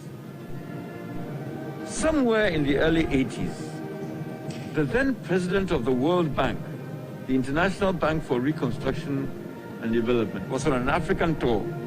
He came to Ghana. It so happened that then PNDC leader, Mr. Rawlings, was upcountry inspecting a project. So it became necessary to fly the World Bank president to meet the head of state inside the country, somewhere, I've forgotten where. When the World Bank president arrived at the place, it was deep in the boondocks somewhere. So apparently President Rawlings was busy helping to lay a pipe or something somewhere. So he was in, I think, a t-shirt, helping the workers there as head of state. Yes. So they ushered the World Bank president to his presence. And apparently the man was so stunned that he had never seen an African head of state dirtying his hands in a development project. Now, this is a true story. This is the type of engagement, conviction, and commitment that it wasn't fake, it was genuine. And this resonated And so the donor community, the development banks and others also felt encouraged that at last here was an African leader of a certain commitment, of a certain integrity, and therefore they felt if they came to help Ghana, at least most of the resources would go for the purpose intended. Have I answered your question? You have answered my question. This is what happened. This is a practical, it is a technical, practical situation that you have painted to me. Now, that kind of hands-on commitment. And also, I would also say this, over the years, the members of his government, to a large extent, were terrified of him because he could call you that, hey, Chief, what is this I hear you build some some mansion in your hometown? Where did you get the money from? Because he himself was not building mansions in his hometown. So at that time, many of those in his government were terrified because they knew that he would call them to account when they stepped out of line in terms of corruption. Himself was not stealing, so he could, deal with them. Yes, you can actually the question. So he kept, as we say, close mark on his the members of his government, and as and when he caught some of them fiddling or messing up, he dealt with them firmly. But his own firmness and his own example, he and his wife, made most of them also stay on the straight and narrow path. With a few exceptions here and there. A few exceptions here. A few exceptions here and there. I hope I've answered you've answered my question. Now let us now look at the man lying. Yes. If we look at former President Rawlings in the casket, probity, accountability, integrity, social justice. Is that to him, were they just words, or from your point of view, he really meant using them, and he respected and lived them? These were definitely not just words. These were hallmarks of what he tried to do. He did his very best. And the reason why we are mourning him, celebrating his life, is precisely because, with all the caveats, former President Rawlings inspired us to reach for those ideals of probity, accountability. And I repeat, he gave a voice to the voiceless. He helped empower the powerless. And he remembered the forgotten people in this country. That's why we are celebrating his life now. So please, probity, accountability, integrity were not for him, they were not just words. They were goals and principles to aim for, to try and live by. Yes, being the human beings we are, we may slip up here and there. But by and large, he tried to inspire us in that direction. And above all, he was always on the lookout for the least among us, for the voiceless, for the poor, for the marginalized. Those were the people who were very much at the center of his attention. And that's why there is such an outpouring of grief, because many people felt that, let me quote, when FDR died, when Franklin Delano Roosevelt died in America, there was a massive outpouring of grief. And apparently, a journalist asked some people, but why are you weeping like this for FDR? You know the answer some people gave? FDR knew me. In other words, they felt that he was with them, he knew them, he cared about them, he reached out to them. Similarly, the reason why there's such an outpouring here in Ghana is that many of the ordinary people of this country, the regular folks, the men and women who toil every day in the farms and the factories, in the schools and hospitals, they felt that J.J. Rawlings knew them. He spoke for them. He felt their pain. He tried to address their needs. And above all, he helped give them a voice. He helped empower them, and he remembered them. Remember them. Now, let me now look at this. Maybe the last but one question. Let me look at this. What will disappoint you after his death? What will happen for you to think that J.J. Rawlings came to waste his time? What will happen? You know, my dear friend, now that I'm 70 and well retired, I speak very frankly. What makes me sad, quite frankly, is that there are people who were nobodies. There were people who were nobodies. And thanks to Jerry John Rawlings, some of them today are multimillionaires. He made them what they are. They are the greedy bastards he talked about. They are the babies with sharp teeth he talked about. And they have the impudence, even saw them in his own, the party he founded. They have insulted him over and over.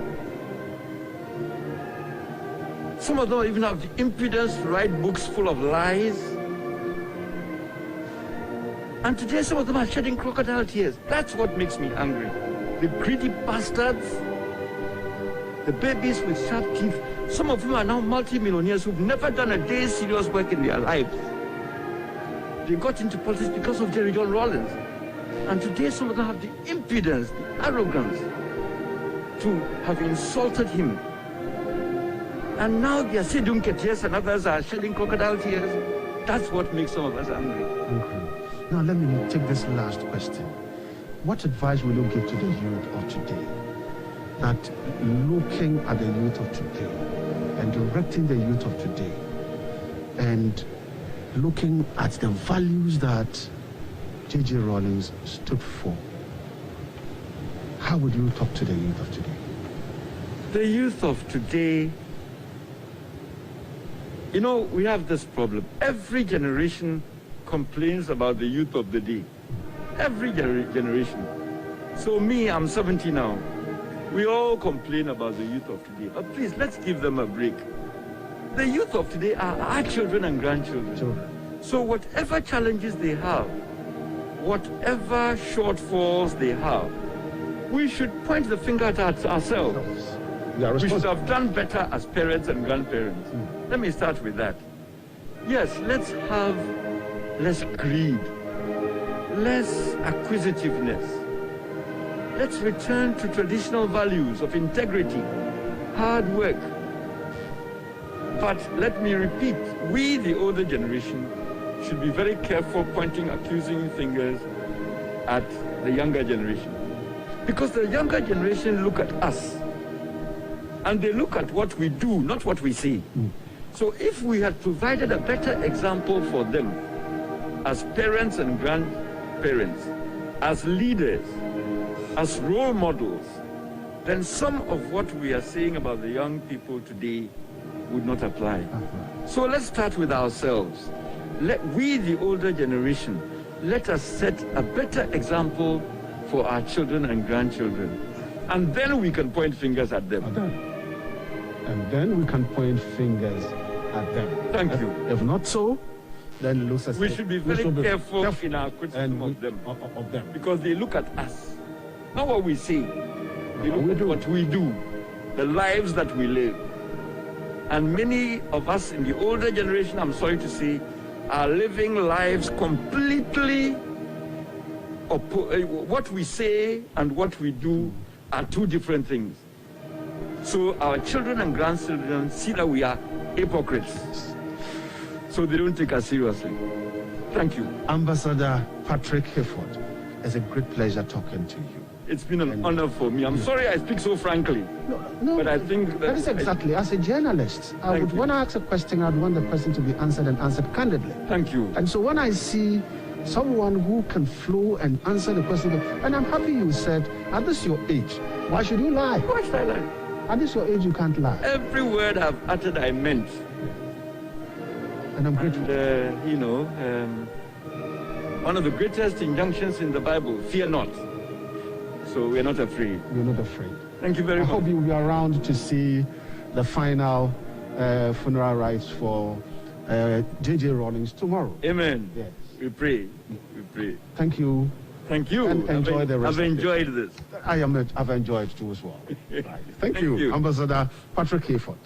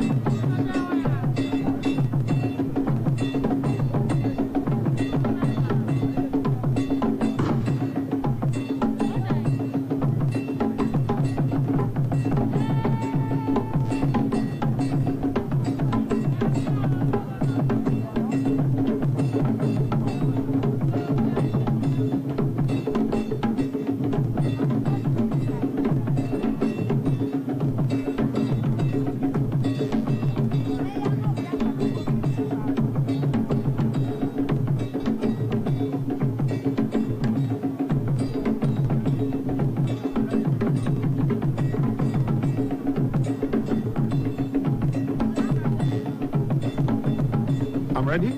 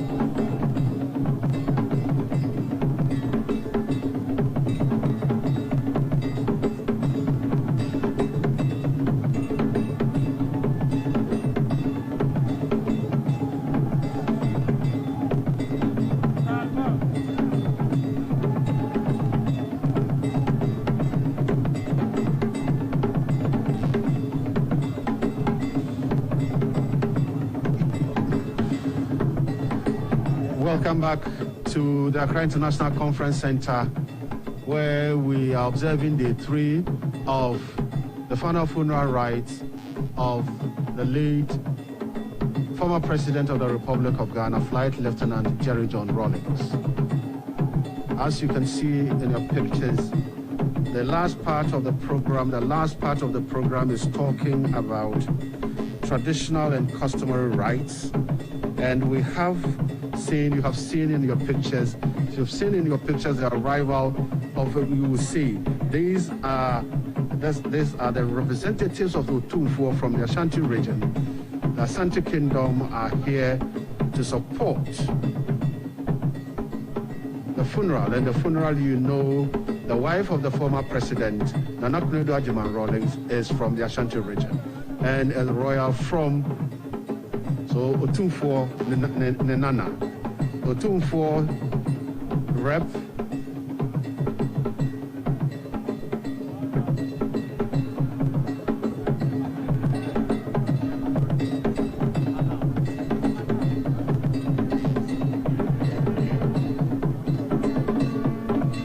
The Otumfuo is represented here. The delegation is led by Erima Sagu Chenebua Kodia.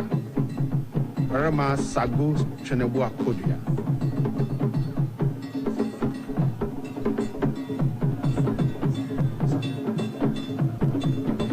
Erima Safo Chenebua Kodia.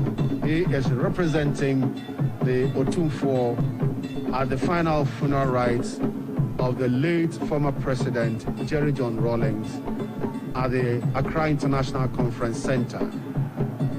They are now in to pay their last respects to the husband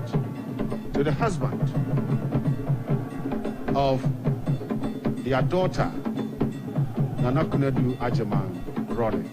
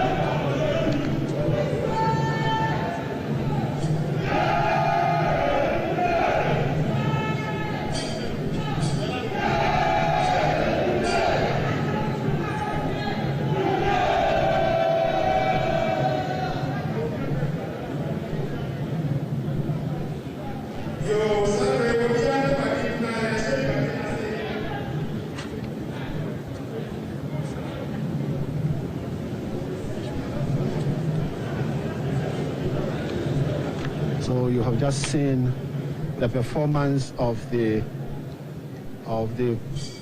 traditional group that have come from the Ashanti region, that is Asante Hene's representatives at this funeral of former President Jerry John Rawlings. The team is led by Berima Safo Chunebua Kodia, who is the Kumewu Hene. And you know the Kumewu Hene therefore is representing the Asante Hene at the funeral of a daughter who is burying the husband. And you know the tradition that demands, and so you can see that this is pure tradition, and this is the pure Ashanti tradition that is on display. What you see there, the smoke you see there is the incense, and these are things that are done in the traditional funeral settings. And it ought to have significance, and the significance are clear. And so that is what is observed, we are observing at the Accra International Conference Center. And this is marking almost closer to the end of day for day 3. Then day 4, preparing the grounds. This is preparing the grounds for the funeral for tomorrow. And this is in honor of their daughter, Nana Kunedu Ajiman Rawlings, who is setting state mourning a departed husband.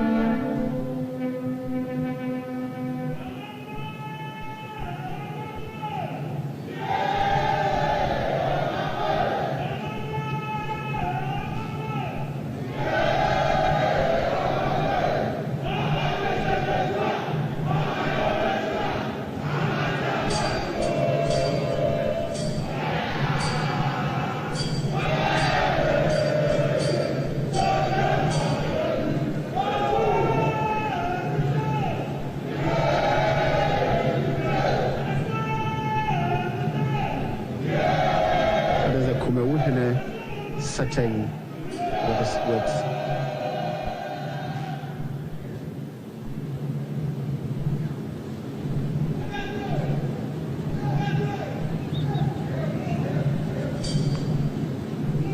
as a Kumewu Hene setting, that is Berima Safo Chinabua Kodia.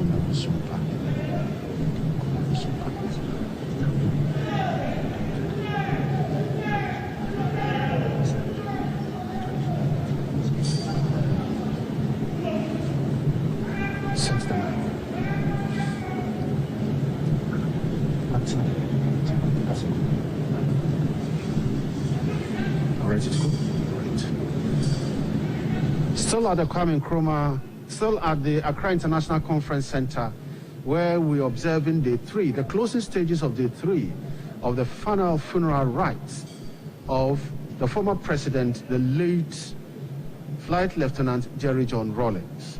On your pictures now is Nana Kunedu Ajiman Rawlings, the wife and daughter of the Asante Hene, who has sent a delegation, and the delegation is led by Berima Safo Chinabua Kodia, the Kumewu Hene. Fortunately with us, in the studio with me, is Nana Afrifa Yamoa, the Kumewu Sumpa Hene. But viewers, I will plead with you that we would change from the English language and would speak Twi. Enti Manfo, yabe mene Nana Kumewu Sumpa Hene, Nana Afrifa Yamoa, yabe bon komono Twi. Enti Nana Afrifa Yamoa, Yamoa. Nana.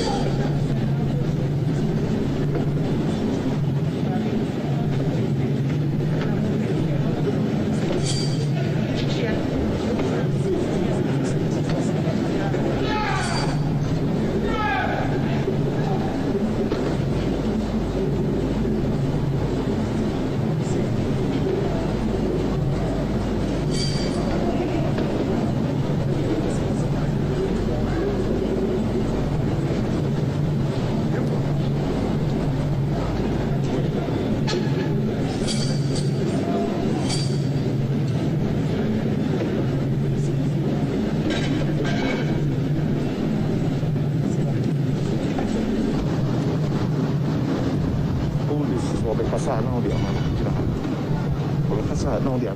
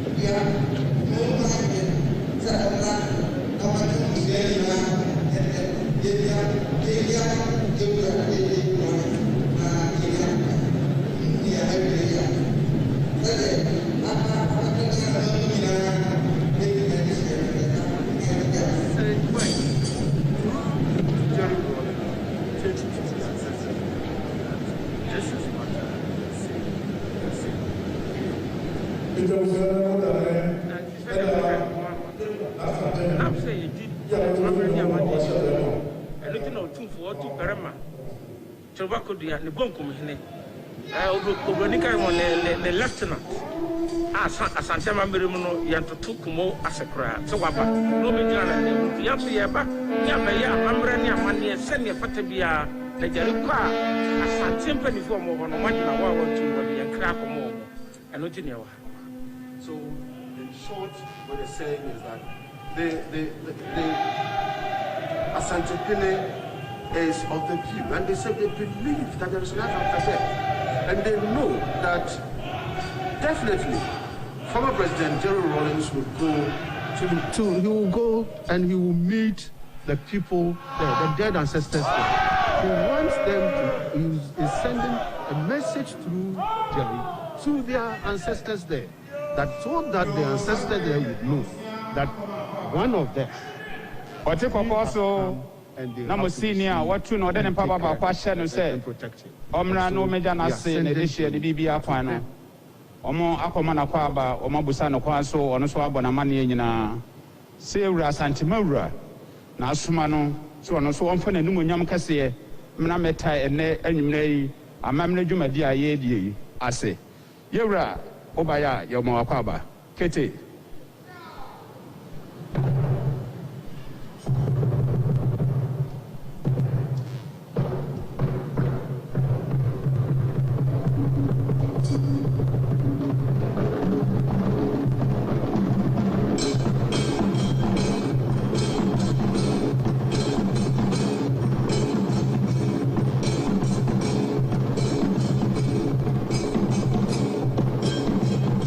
And they are still with their daughter, even in death. So that is what they have come here to do.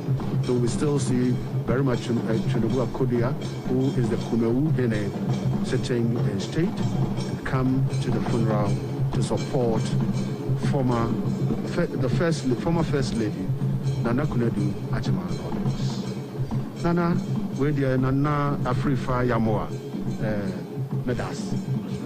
Minim say wo adwuma ne nsan ye wo be ko akoto aso nti ende ma minya hawo na kotoa wo adwuma no so na ye nhwe ba ye nyina ye ma ye ho yakọ kakra me kan say ye ma me adwuma krodu wo ye de se konkon ifa Asante na papa je so wo de no ho be dom ye ma me na ofa ne se ne ye no wa ma Asante enemu angu aseda dan da na otu anamabo otumfo wo se na asem no enu te ne se ye na nanom afre na na ye timi nya no so no kwanko anu ti no ye de breso sane Asante magrum de sane fata e de bejam no so kwa onum bi wo kwaso no fa bi so ko ba man de e ma ye nananom no mu se ni awotuma na man be ye ne che talent anu to mo nye na wa wa tu o be bi bo osi oba ye bo de si brekete si banti makotie esaure aye na ne yesauko esi oba si brekete si banti makotie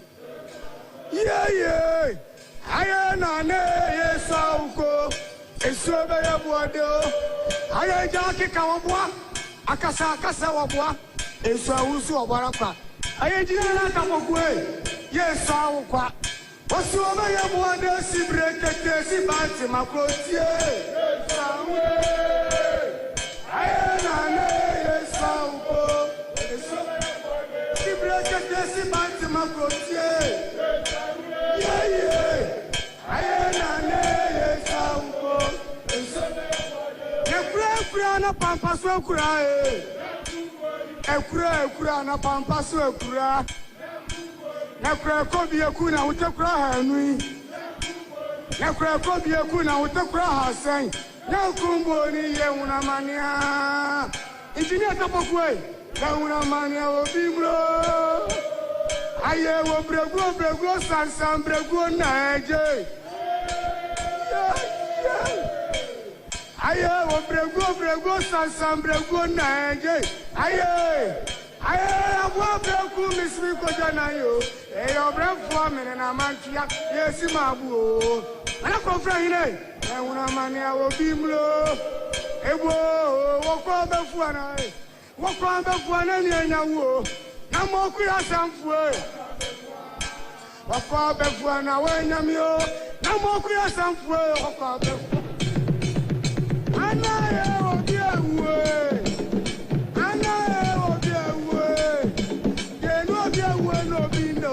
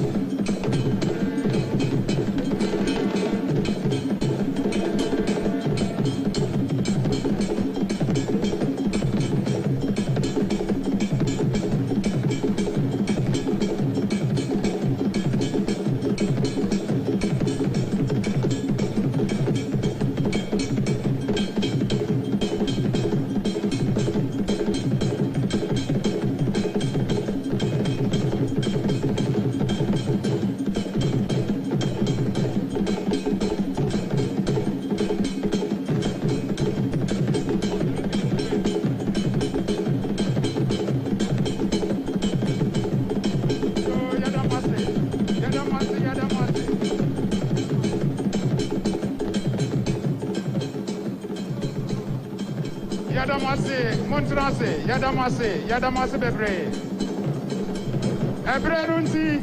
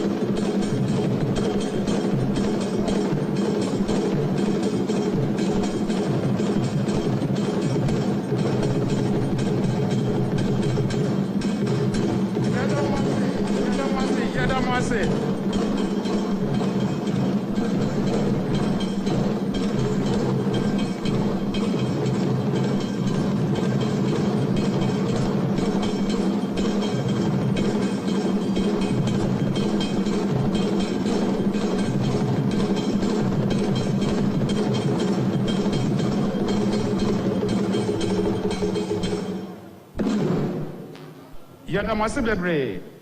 We di adanse pefe se asante mawura ne sunsum awura fia ha. Amamne no ene ye hya ase no. Sabre ye nchekra meto mensa frɛ na osu bempa.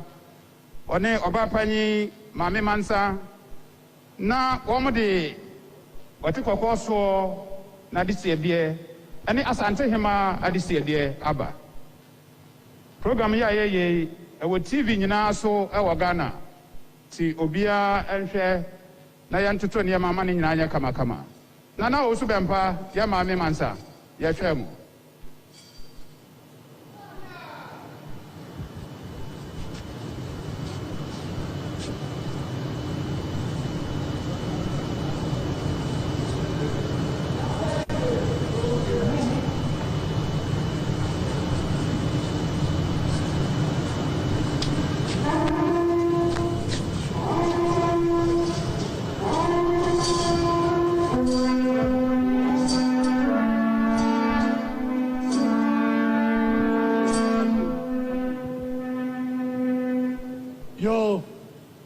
Chami wadaroma oho chiamie anto barima safo anto barima safo Tribo akodi otosumienu eye kuma hine yo tu fo tu no mo be si na nai na mo no na se eye ase samijira na mjira mo ti kokko so otu fo se tutu abebi o ko bia sante kotoko hine Osi abra no anasi oda de benkum so no ampa abusia ire ne ma ananom di animu me bese no otumfo bu ni sanene na si dampem otumfo ma me baya osi bal masafo tribu akodia onsa aya snap pantu mienu whiskey strada osi je na fe twa safie Sana Busia the Atomani, Iranima, also with the snap, Adaka Bako, Aya Pantusia, whiskey, Pantu, also when you know French affair. Or two for say, said on Nas in the city, and what you man could dance a man there. To Mamma Baya, then two of flow, when you can take your Bacata and so on. None of Madaruma, Nebusia, Vijinaha, no money, I don't know, the Damasi.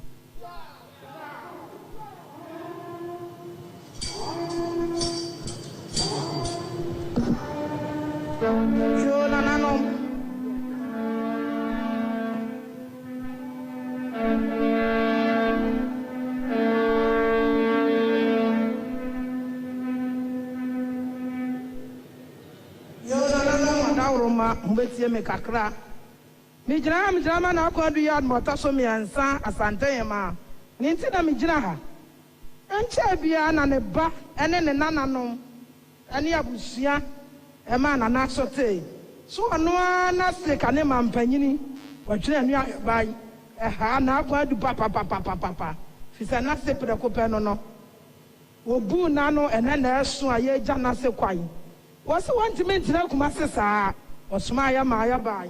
Was the Amnamaya Santia Mamina Sana Fata, near Fanya Nasequai? Tinakwa do Mamma Baya, was in a man and an ananom, and then a bushia or Mubroni Sapantu, Sana Nakuma Wuhene, Obesi or Doom for 9, one Subroni Sapantu, was so could have abundance of Biaso a poor Yanfan Katanaso, Nanasi drew Siadonia Busan side, Nakantaya. Which we are cratching, Nayadia can tell you and Wakasa, our palm a corn walk, a santimemu, and Tinia Dickon tell you Jamaquai, Nana quite do my mebaya, no my money, no.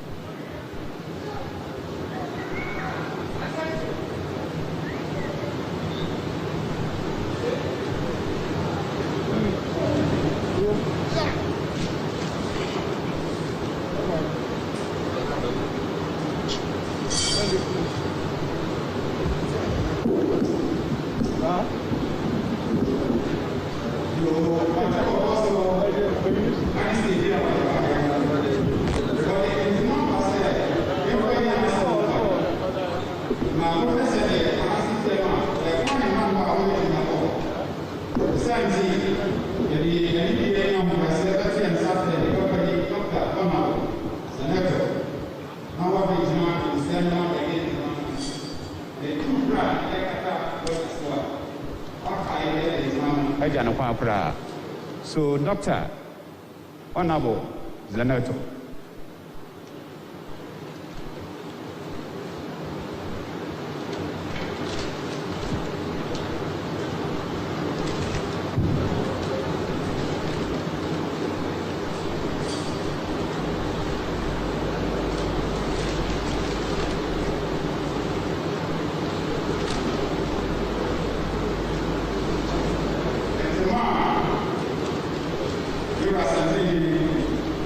Gracias.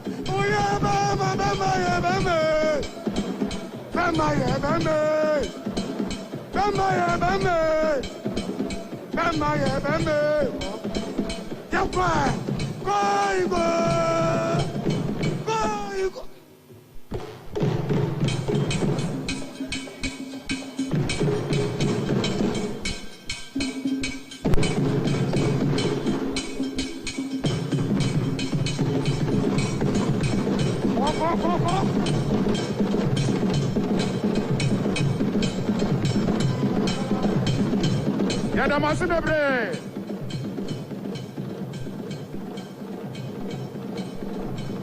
Yadamasi. Yabesa babiem. Mama yente sama boy.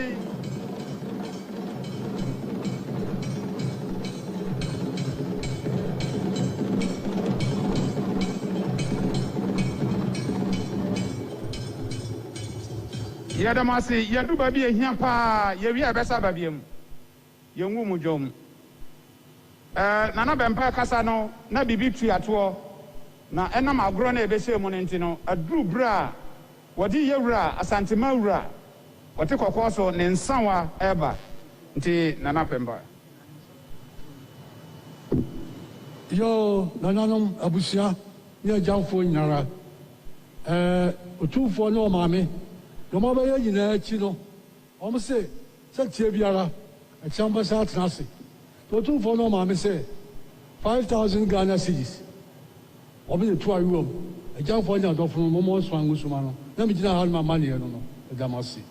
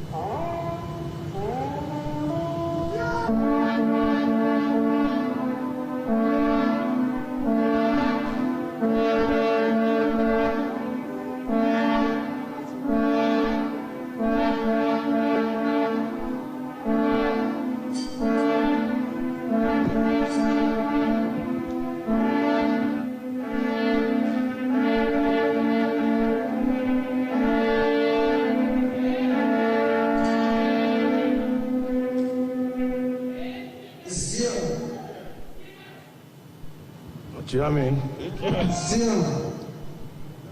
Dede kan asida PSC na de ma miwura kotokoni beaufort tutu abebio se watu me aroni mpabua keshi ahye me se me ma bi si na nan na nadamfo na hye na di nyina ebra odawoyi Memra na membe na bibia entoto ye ye mani de ye kra na many na sayache ewura ne na sayache fie duenu ni achireni ole na sayache futuro bia obia wodi amano amankuta wudi o ma die yenyina ya nitua kanka edura kwasidea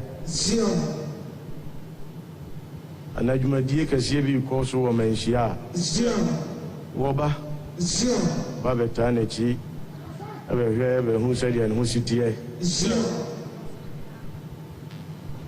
ɔno nso ba nkran a biara ɔbɛba biara no ɔba ɛkɔkɔhwɛ sɛdeɛ ne ho siteɛ nti asɛm yi ɛyɛ asɛm a aha ne yie papaapa ɛberɛ a biribi berekyire kɛseɛ bɔɔ sei na ɔnyini nanso so aba ne sa nti sɛ waba a ba bɛhwɛ n'adamfo n'ase n'adeɛ nyinaa ba bɛhwɛ n'ani akyi na ɔbaeɛ no mebaeɛ no mahu sɛ biribiara da kama asiesie no kama sɛ ɔmampanin dadaa J.J. Rawlings a yɛn nyinaa frɛ no Papa J no asiesie no kama ɛyɛ abusua so mase ɛne me nananom nyinaa me ma mo nyinaa hyɛ den ma mo nyinaa yɛakɔ ɛne abusua nyinaa ma mo nyinaa yɛakɔ nyame na de ma ɛna ɔno ara soso no a wɔgyeɛ nti metamakyi ɛwɔ biribiara mu kakra meka ne sɛ biribiara nyɛ bɔkɔɔ asomdwoe mmra ɔdɔ mmra akoroyɛ mmra ɛfiri sɛ madamfo maadeɛ nyinaa no ne deɛ wɔhwehwɛ a no ne deɛ wɔhwehwɛ a no nti deɛ meka ne sɛ Papa J mase madamfo kuma ɔman nyara yɛ nyinaa ɛnɛ yɛgya wo kwan fɛfɛɛfɛ yɛtaa w'akyi papaapa yɛtaa w'akyi nyame mfa wo nsie yie ɔmfa wo kra nsie yie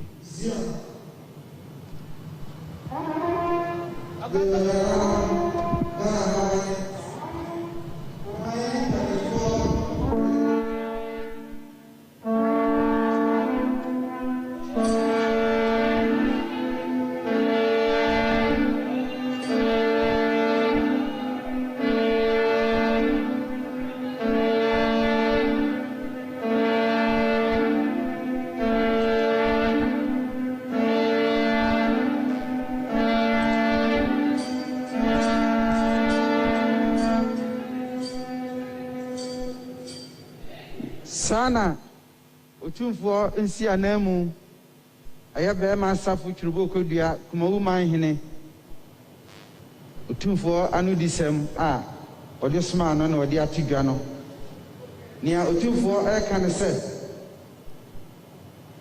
nase ne nua ne biribiara ɛne nnɛ ɔmampani dadaa ɔda hɔ yi na ɔnkaa ne biribiara mu sɛ ebia na ɔmampani dadaa waba Kumase na obedi ne dwuma bi deɛ odi kan kɔkyea otumfoɔ na obusa ne sɛnea ne ho teɛ ansa na dwumadie biara ɛde ne nam no wakɔ na wakɔtoa so ɛno pa ho a akwasidɛ titiriw ɔhyɛ daba bɛne otumfoɔ edi adɛɛ ɛnɛ aba ne sei a otumfoɔ se ɔma yɛn nyinaa yadeɛ nyinaa Papa J damri fa due ne amane hunu damo ase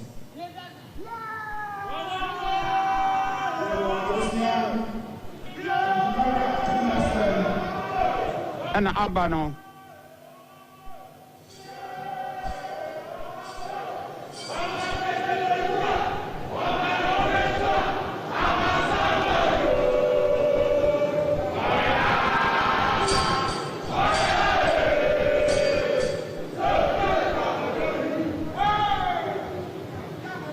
Asantimandra say, Osha Sumwa Nasi Asum Ghana Maya, and no one tea and what to or no one mine a walk mawu, Sir Omford and Masamumra, Oma Abusa Yako, Sebasa or Suma was a debia former president or I'm a brave chum a year 2010, or my title be or Judin.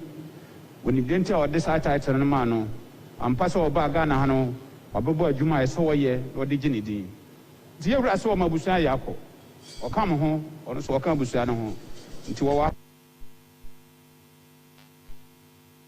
Mayako, Mama Yakwa, a chat to cry. Yenyan ye, sir, or you be waha. That's also what this idea, a quanda ho, obey me about. If we sabre ya confirm no 9 fan. Yeah, Jay, I just say, dear, near ye, I'm American. Edamasi. Kete.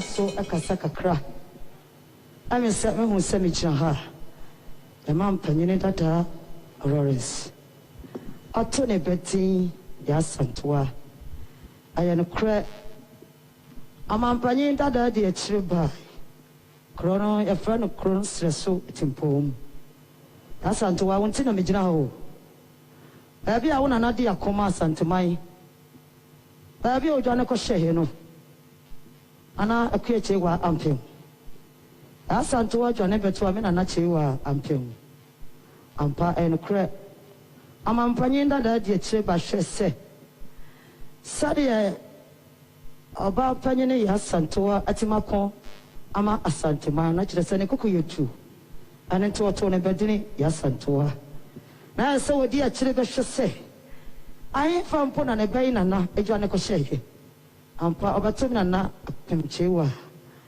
ene ti oba panyine ya santoa he se wogina ha ona na chewa ampemchewa mbra ona na dwane ye akoma asantema no ena udwane betwa me ena na ampemchewa anete se mejina ha aba panyine ya santoa ntina mejina ha ya ona na japade ya mo yesa me behwe o papa achi ayemba ma wo yakọ ante se wo nsa me sa na me free asantena mu kura ye frɛ no sra sotimpom ya me se mo betinka ache kakra mampanyin fa na sojafo ba e behwe ampa wo hu ba bia ya santoa di akon na oba ne ho atwa no na na chewa ana otwa ne betwa enti ne nchai na wowo na mrofo ne befa ne koy enti ya santoa he se wogina o santini ba na mjira he efrenka yi panyini enso anam se me na nanom kodo enti omoka kro ne efre ne sra setimpo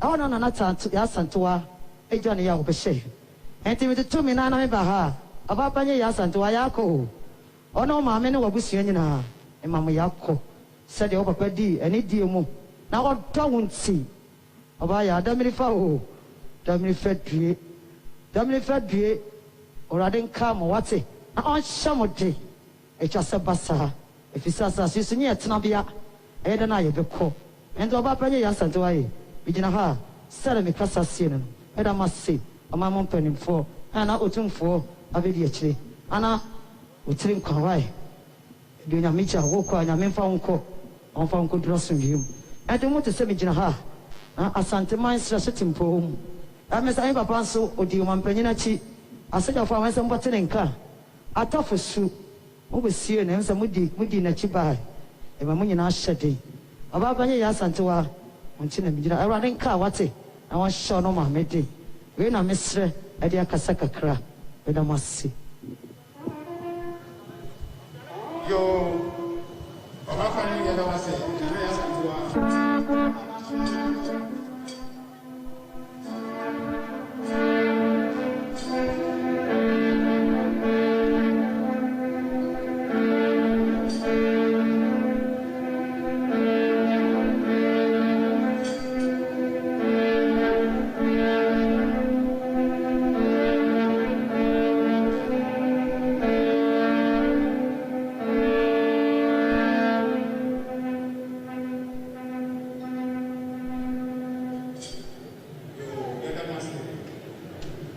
Sabre yadi amamre dwumadie no ekọ na wieye na onan ne fa pepepe ese omoya amamre twato na yekata adaka ne so na ye start free hako ansa na bepeja ne mo no omanhene bepeja ne mo no mefa fidie so atomensa afre Dr. Honorable Zeneto na wabegyina ne nua ne abusua no nyina na mo de asedaka sie ama yewura wote kokoso asante mawura ne omanhina otu no se omesi nanan no mfa nanum asem emre omampanyin dada agewodin na busua Honorable Doctor.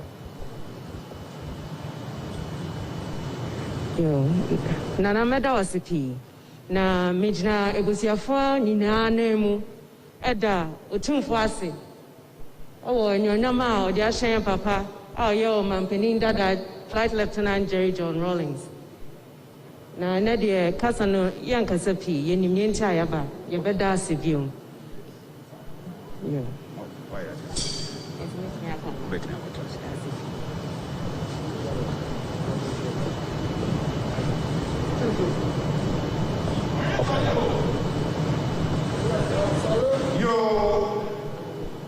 Yade nyina kuma woman hene nana enche obepagya ne mu ntimu so sori na obi asori ani die kwa so ebisa ha wo no wogina asanteman ewura ani mo nyam ne tume so se sabre na sori obeba beche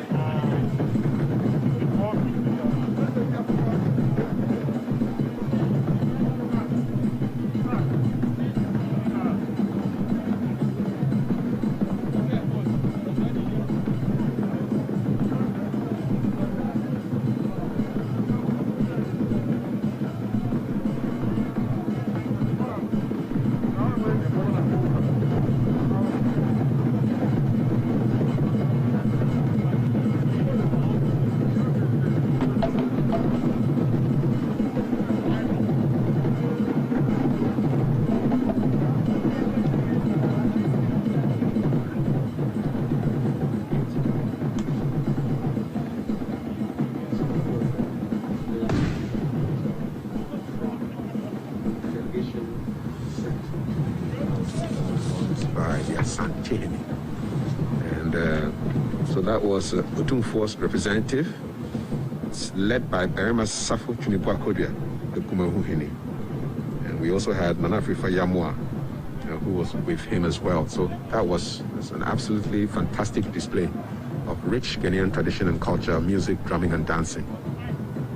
And basically, these were the in-laws of the President Rawlings coming to pay their respects and ordered to come and represent the Otumfuo Asantehene. Which brings us to the end of today's events, which is day 3 of the funeral of Flight Lieutenant J.J. Rawlings. Lieutenant Tay, what can we look forward to tomorrow, day 4, which is the final day? Yes. Tomorrow, the funeral will take place at the Black Star Square. We should expect the day to start at 8 a.m., where we'll have the filing pass between 8 a.m. and 9 a.m. We should have the filing pass by the family, the CDS, the Chief of the Defense Staff, the IGP and heads of security agencies, the former chairman of the Council of State, the Chief of Staff, the Chief Justice, the Speaker of Parliament, former President John Agyekum Kufuor and his spouse, the former President John Dramani Mahama and his spouse. We'll also see the Vice President of the Republic and the Second Lady, visiting heads of state, the President of the Republic and the First Lady, and the clergy. The burial service itself should be expected to start at 9:10 a.m. Following that, we'll have the procession of the body from the Independence Square or the Black Star Square to the military cemetery. Now, as mentioned before, the procession will pass through some principal streets in Accra when it leaves the Independence Square. We should see it pass through the Osu Castle Road, hit the Ridge Roundabout, proceed on to the Kojo Thompson Road at Dabraka, then on to Circle, Nima Police Station, the Gifford 37 Road, down on to Bema Camp, travel onto the Mahama Road, hit the roundabout there, and finally proceed to the military cemetery for interment. Now, we urge the general public to watch the burial service virtually as much as possible, and then kindly step out of your homes where the procession will pass, and be mindful of the soldiers lining the streets as a mark of respect to the late former president. Please, you are also reminded to keep your mask on throughout, and then be mindful of social distancing and the COVID protocols as much as possible. Thank you very much for your attention. Thank you very much again for your attention, Lieutenant Judy Nunate. With me, my name is Gabriel Asante Busompem, and I have run this morning the day's activities with Captain Edward Senanu Akako, then, as usual, Lieutenant Judy Nunate and Kafride, a broadcaster. So same time, we'll meet tomorrow morning at 8 a.m. We're saying, stay healthy, protect yourself, wear your mask, avoid any arrest by the police, so that you can be part of the funeral of the former president, Jerry John Rawlings. Good night and bye-bye.